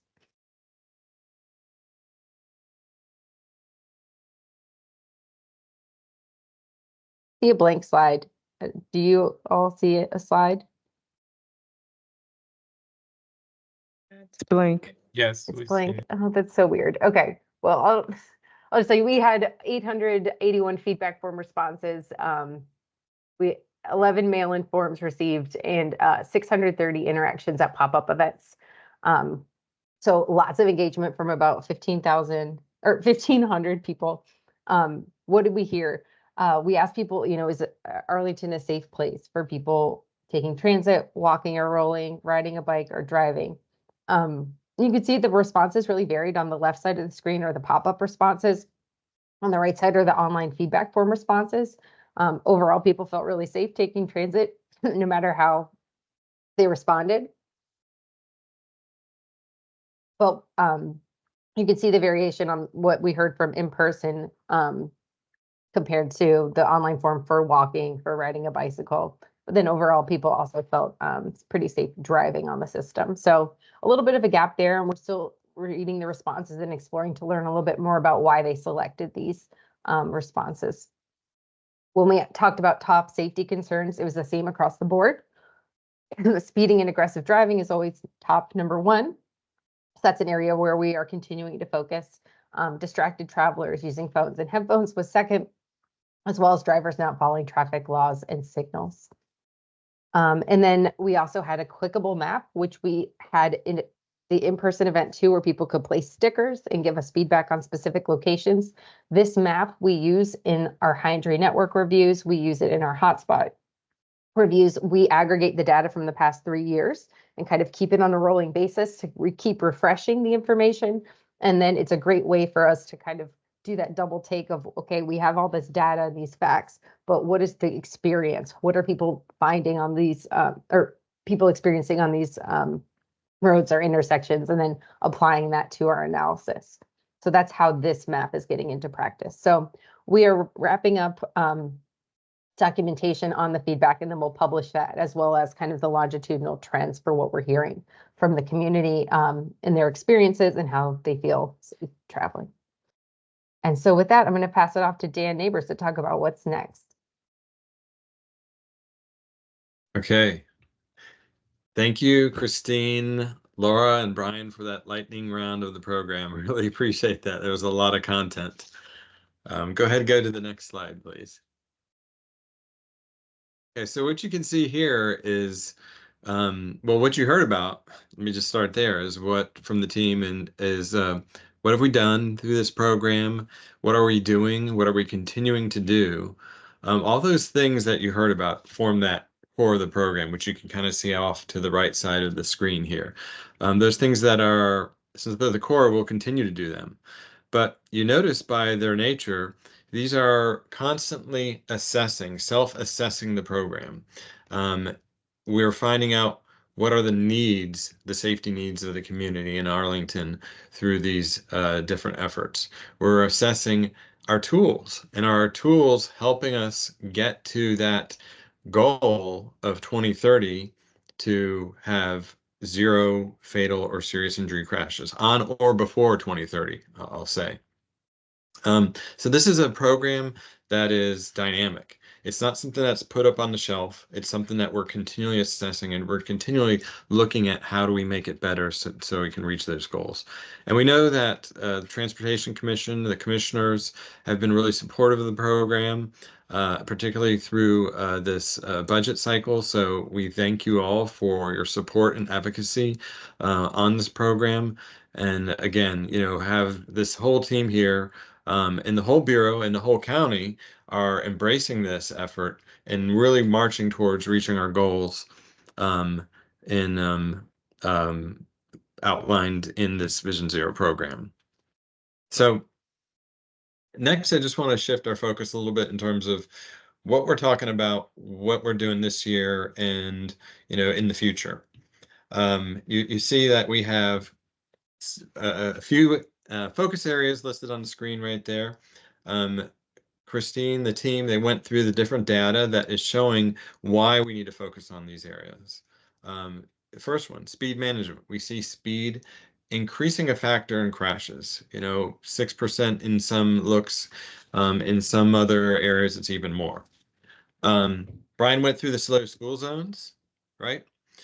We have over 40 slow school zones we will complete this year.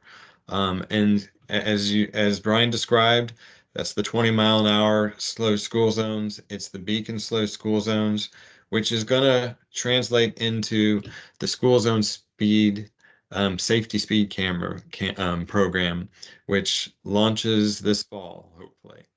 And there, we hope to see initially up to 10 locations where we have speed cameras. So that helps reinforce that speed management philosophy we're trying to get across. And then slightly on the same lines and related, but a little bit different, we're also expanding the red light safety camera program by getting 6 new additional locations. So that brings our total up to 14 locations where we have the red light cameras. I briefly mentioned before and after analysis in the introduction, but the before and after analysis really want to focus on because we've really put a lot of effort into that this year. Because if we don't know if our tools are helping us right now, we'll miss our target. Again, we're aiming to reach that target on or before 2030. So we're looking at, how effective are the speed humps, these tactical speed humps that were mentioned by the team? How effective are some of the markings that we're doing to help emphasize that we have these slow school zones? How effective are our bump outs, even the tactical ones? Are those making a difference? Is turn hardening helping to slow down vehicles as they're turning over pedestrian or bicycle paths?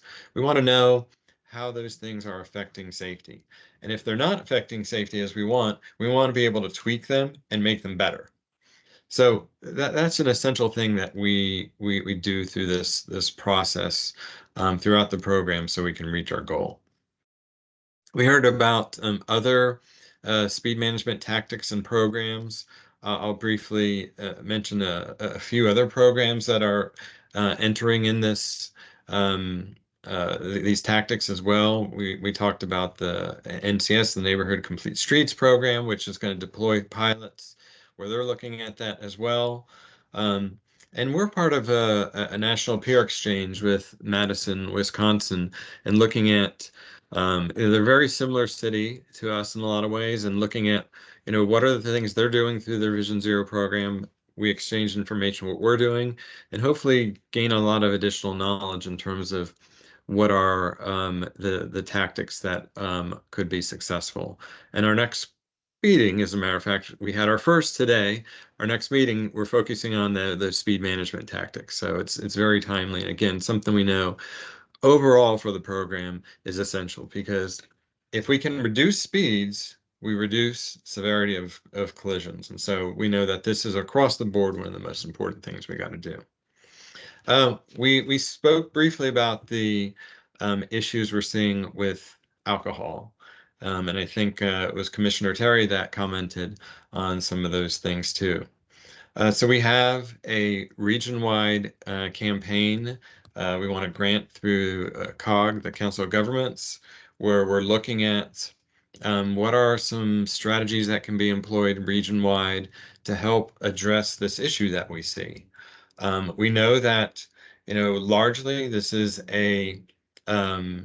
it's not necessarily something that can be engineered away, but it's an education and an enforcement issue, and really looking at how we could leverage those things.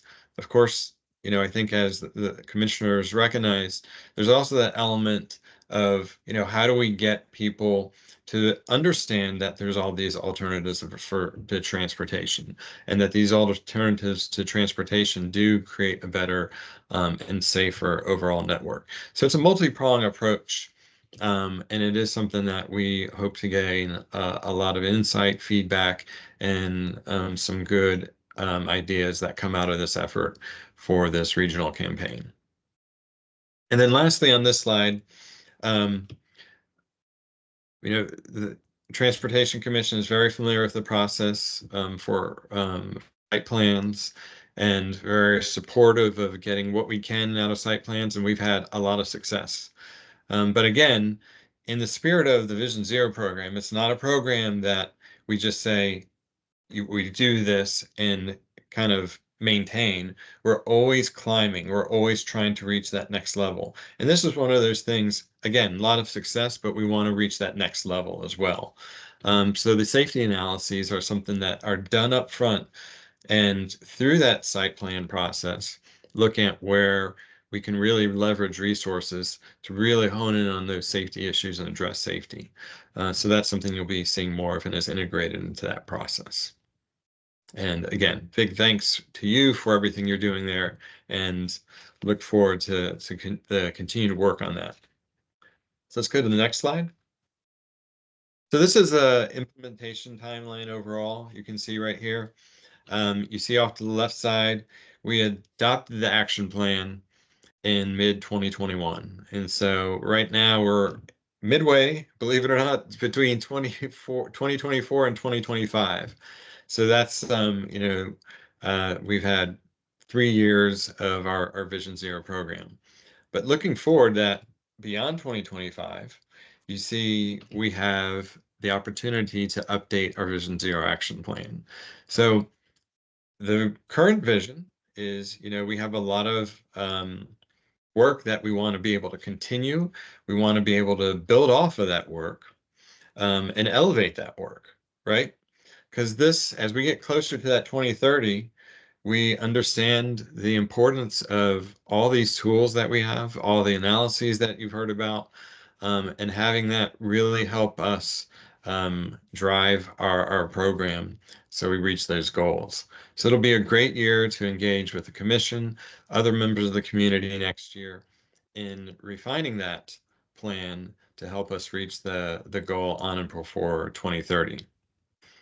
And with that, I think we have completed the formal part of our presentation.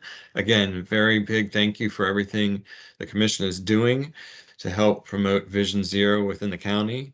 And we are happy to answer any questions that you might have now. All right. Thank you, Commissioner Singh. Thank you. Yeah, great presentation. I just want to start with I think as much as we can, focusing on strategies that are proactive, I think will be really important here, so that we are mitigating the potential for roadway incidents before they happen. So that obviously reactionary policies are good too, but of course, an emphasis on proactive policies is of course really important. And so oh my God, I had a question and, oh yes, speed management. Okay, so when it comes to speed management, have we considered or could maybe talk more about, larger infrastructure changes like roundabouts, where I think that could be an alternative in the sense of, most of these incidents are happening at intersections, I imagine. And, roundabouts, while potentially could be a very expensive thing to put into place, I just wonder if we could, if you could speak more to, if that's something that is a relevant part of the conversation or not. Yes, absolutely. That's a great question.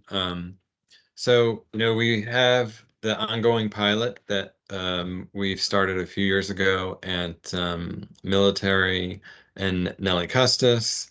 And part of that was to demonstrate, yes, this is a tool that is really beneficial in that speed management area, because while signal can be effectively designed to control traffic, it doesn't have that speed management element that's always there with a roundabout.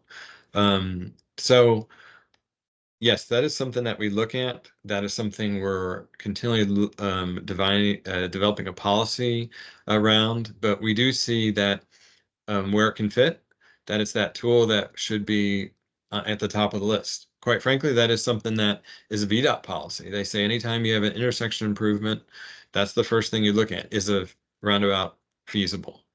Now, there's constraints in a lot of county streets where that may not be feasible, but again, we should be doing that look. And I think that, largely we're trying to do that. Yeah, that makes sense. Because I think speed management, I feel like, is one of the biggest factors here. Like, we can have really good infrastructure in place, but if a car is going, a 50 miles an hour and a 35, it really doesn't matter. The speed alone is going to be what causes something really bad to happen. And I think another part of that is street design. Most of our like large arterial roads were designed to bring people in and out of cities, and now we have, the nature of life around those streets have changed, right? Arlington Boulevard is people live on it, people, work and live and play on it. So I think street design is another part of how we can think about reducing our roadway incidents. And the last thing I'll say is, while, we can't, there's only so much we can do to prevent roadway incidents from like impaired and alcohol related driving. There's only so much we can do, but I hope that I know that there are some federal policies out there that are geared towards this. I think it's the HALT Act that was passed through the IIJ, which is something about, requiring cars to have technology. So while we might not be able to do, I think that there is hopefully some amount of work being done to ensure that, technology is being used in a way that can prevent impaired driving. Okay, good comments. Thank you. Commissioner Furman. Yeah, thank you all for the presentation, and thanks for sharing the results on the tactical speed humps survey. I, for one, like to see an expansion of that program. It's one of the only methods we have to consistently slow down drivers, short of complete redesigns of neighborhood streets. So upon completion of the pilot, what are the expected next steps, given what you all know at this point in the process? That's a great question. And there's a few courses that can take, and again, this is just speculative at this point, but through the course of this year, we've piloted the round one slow school zones. We're going to expand the pilot to the second round of slow school zones and the third round of slow school zones. So that's the course, let's say this year and into within the next 12 months. I think ultimately, we understand that we're doing through this program are temporary installations. So as these age out, these would become maybe more permanent if they're found to be effective. And this potentially can be like a roadmap for how we introduce this device into other programs. Start as a tactical, and if it's successful over time, it becomes a permanent speed hump. So that's just one way. Again, we're haven't made any plans. Our current plans are to conclude the pilot, and we're expanding the pilot to help get the best information we can.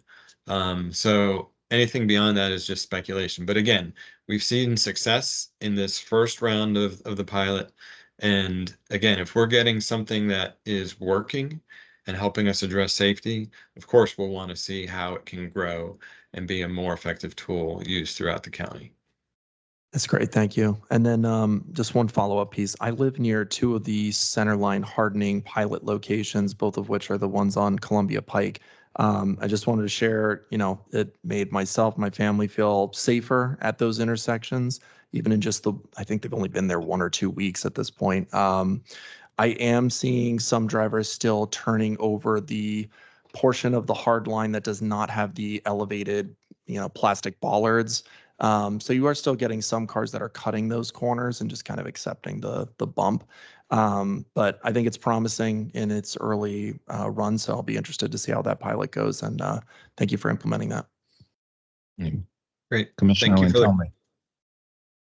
Lintelli. Again, also thank you for the presentation. It was very good. I like the progress. I think you've done I really like the schools program you're doing. That's totally proactive. Going ahead and getting that done, I think has been a great move. So thank you on that. I want to follow up and reinforce what Commissioner Hussein was saying about infrastructure and thinking ahead. For example, tonight we had the CIP presentation, and one of the things raised there was we're repaving certain streets and then rebuilding curbs. We also have to do the corners to make sure they're ADA compliant, which is really great.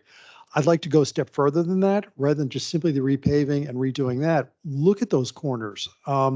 Can they be made into a bump out? Is that a great opportunity to do something like that? Because they're only done once every 1 or 2 decades. And if we don't do it when we're doing these projects, it's not going to happen for a really long time. My neighborhood, there's one intersection that we just repaved. We put in the ADA compliant curbs.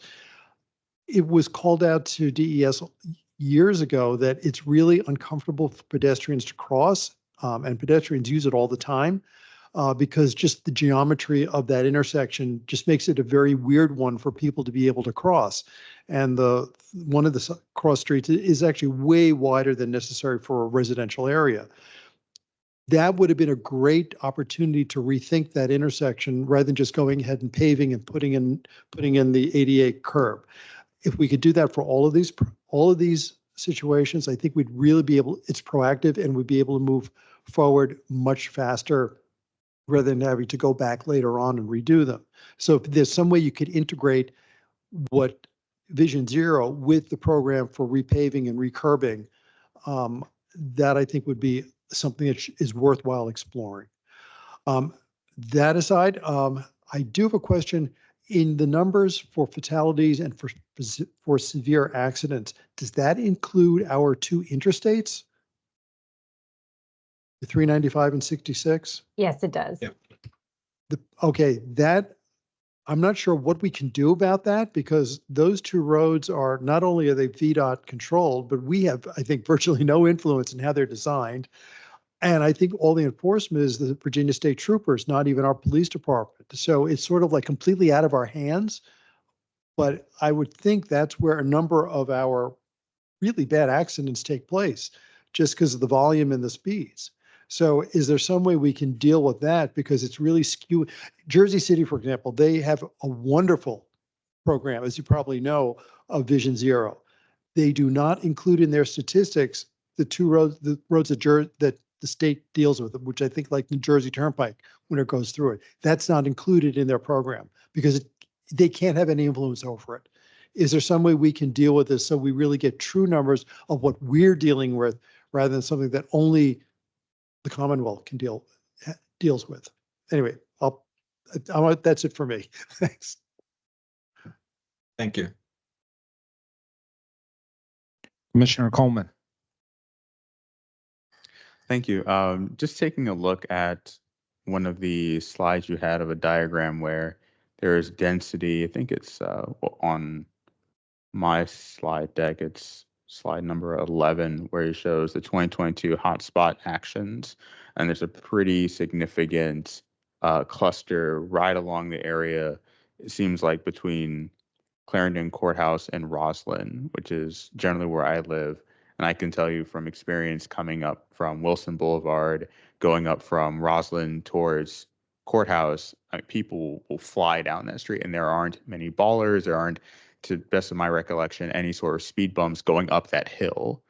And people will take that at a pretty high rate of speed. And I was wondering, in spirit of trying to be proactive and getting ahead of these things before you get a high rate of either pedestrian accidents, because there is a bike lane on the right side of the street. And I know people will make a sharp right as they're going towards Courthouse. Is there a possibility that we can implement something there similar to what we've seen in some of these school areas where we aren't getting the results we want from some of our preventative policies. So we may have to do something a bit more proactive. Yeah, I think that's certainly always a possibility. We've had some areas where what we've looked at is, okay, we see a certain type of risk at one location, and we see that that risk is repeated on a corridor or an area. And what we'll do is we'll just, proactively do those kind of low-cost treatments to help address that, systemically. And so we are doing that in certain areas. And obviously it does take time, but it is something that is the intention of the program to continually evaluate things in that light and continually implement things in that light as well.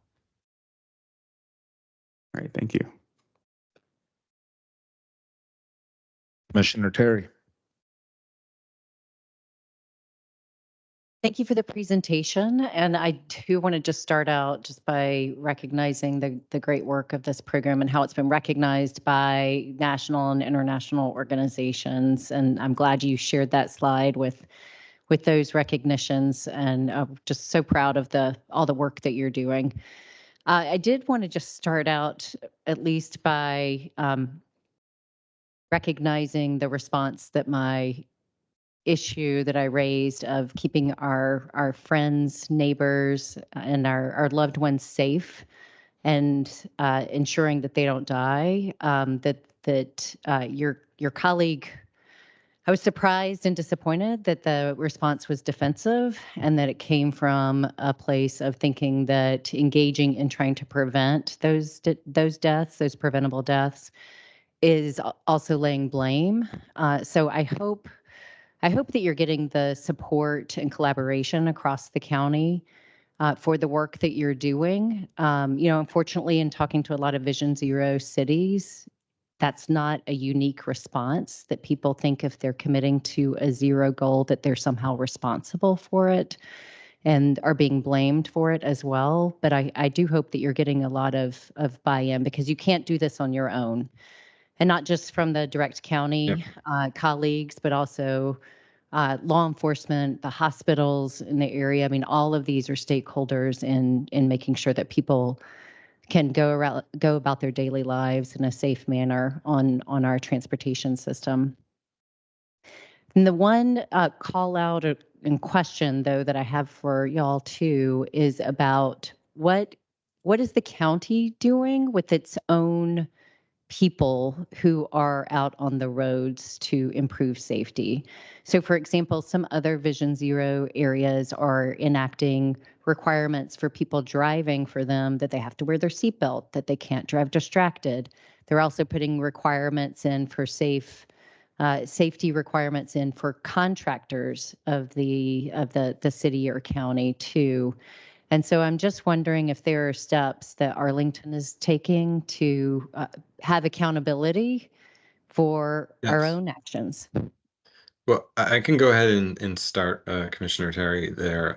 For one, there is county policies that when everybody gets onboarded, understand, you have certain responsibility when you're driving a county vehicle, and it talks about seatbelts and a lot of different things. I will say too that TNO commitment, Transportation Engineering and Operations, our group specifically, is doing a little bit more in terms of, we have a 12-month program, defensive driving program, that people are taking. It is an online program, but again, just really the importance of continually reinforcing that we all have a responsibility when we're driving, and how to really understand that responsibility really well. So that's something else that our group has committed to doing as well, and is in the process. Maybe about the 6 month of doing that. And I know we're looking for other opportunities. I don't know if Christine, you have anything else that. No, I'll just tag on that. Also having the e-bikes available has been really great for staff too, to get out of the cars and do our field work like from bikes. I know Brian was out today on the e-bikes doing the school zone checks. So that's been another way. The driving courses have been great because it's the people who are out on the roads the most that are taking them, I think. And then having other options available has been also really I think staff have really enjoyed it and taken advantage of it. Well, that's great to hear. I would encourage you also to look at contractors as well. And just, I think the actions that we take at work can influence what we do when we're not at work as well. And it can just spread that even further. And then separately, I'm excited to hear about the alcohol pilot program that you're working on implementing, and I would love to hear more at an appropriate time about that too. Thank you. Thank you. Commissioner Theo. Yes, hello. Was wondering, could you talk a little bit more or give any additional details about the red light photo camera enforcement expansion that's going on? And also just make sure that is the Photo Red program, correct? Because I've seen it referred to as Photo Red on the website, but didn't see that in this presentation. But yeah, do you have any more details from like the police department or any of the other stakeholders on the red light camera photo expansion? Yes, so it is the same thing as Photo Red. I am not sure if ACPD is going to change the branding because speed enforcement's coming on. So that's why we didn't use it, because I don't know what the future of the branding is going to be. But we have worked with police on this expansion for some time now. We actually identified the 6 intersections based on crash analysis, specifically crashes that were caused by red light running incidences.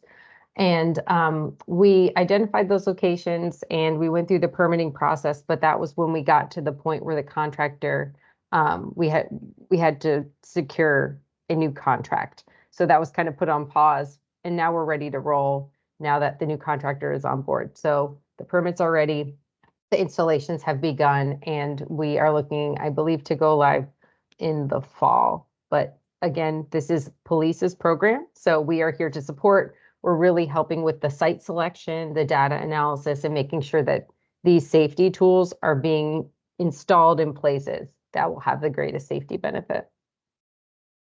And a quick little follow-up on that. I was looking at the the county's Vision Zero website, and didn't see much of, at least on the main page, mentions of the red light and speed camera enforcement. Are you trying to wanting to sort of de-emphasize that a bit and focus more on the engineering aspect and road design and quick builds? We have a whole section on the tools and guidelines page. There's a whole section on automated enforcement. We have run into the issue where we have so much content, it's hard to figure out how exactly to get people to it. So if you search it, it will come up. But as we go to, excuse me, launch the program, we are going to be expanding all the content to include all this photo speed, whatever it's going to be called, but the speed safety cameras, the red light safety cameras, all that information will be updated on the website, and we'll be sure to get more prominent links if it's been kind of hidden, but it's there and it's going to grow very soon. No, I understand. Yeah, there's a lot to cover. So thank you. Commissioner Hussain. Just really quick, great job on the story map. I'm a big sucker for ArcGIS, so and it's a great way to display all that information. So just really good job on that. That's it. Thanks. Thanks. All right. I have some questions. So the speed cameras in school zones, that's a little bit behind schedule from what I understand. Can you provide an update on when those will be in place? We are expected to go live later this fall. I think, like I said, this is police's program, so I don't want to speak too much for them, but I know that's the timeline. And we have been helping them with the site selection and working with the vendor to identify what sites, are suitable for a camera, because a lot of, engineering and placement goes into that. So we've been supporting that side. But yeah, I think that's Yeah, so major these are update. the speed cameras in schools, not the red light cameras. Yes, yeah, they're both Yes. going to be kind of going live at the same time. So they're on very Yeah, similar that was my timelines. question. Okay. All right, thank you.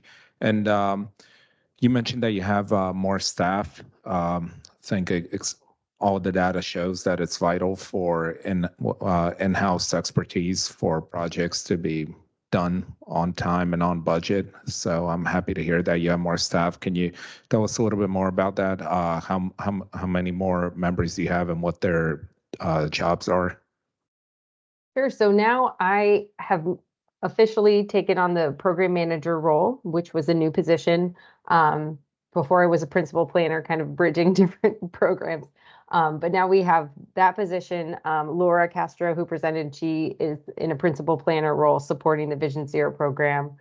We have a design engineer who is also supporting the program full time. And then Brian is an intern. So it's a full-time position, but it's not a permanent position. So we have two of those on the team. One will be filled later this year. So it's a team of officially 5 people dedicated to Vision Zero. But as I said, it's not just us. There's people throughout the entire county working on it. We're just keeping the core functions moving.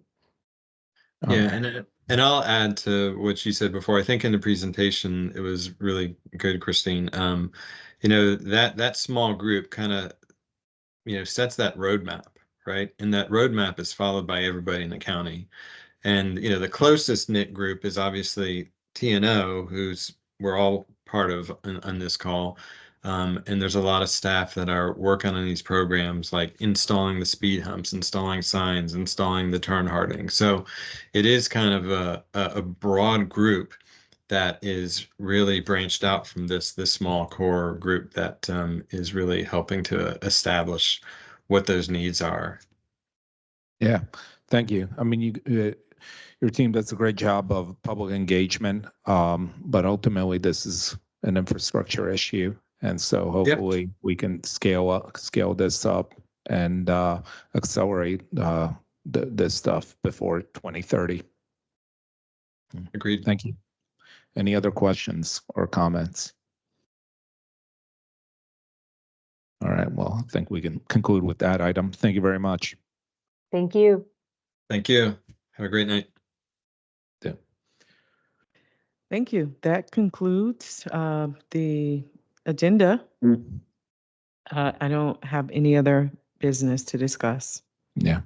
Anyone else attending any SBRC, LRPC meetings? Anything else not on the agenda? Anything to report?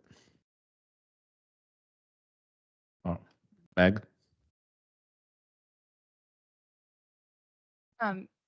Last time we met, I committed to work on the brief overview of expectations as we receive input from county to try and unify the level that we get. I know we talked last time about how it's different depending on who presents. And so still working on that. Hope to have a draft to circulate before our next meeting at the end of June. All right, that's great. That'll be really nice. Thank you for working on that. Yeah. All right, then. It doesn't look like anyone else is online. No other speakers. So that's that. Thank you very much. Have a good night. The next meeting is June 27th.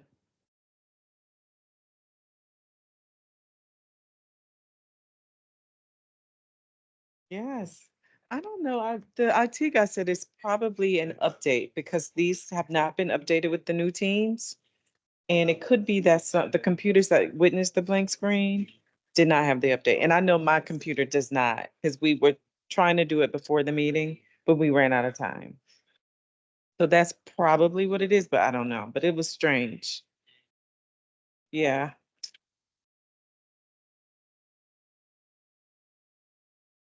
And I thought this was going to be a quick meeting. I should have known better. Yeah, exactly. Hey. June 27th.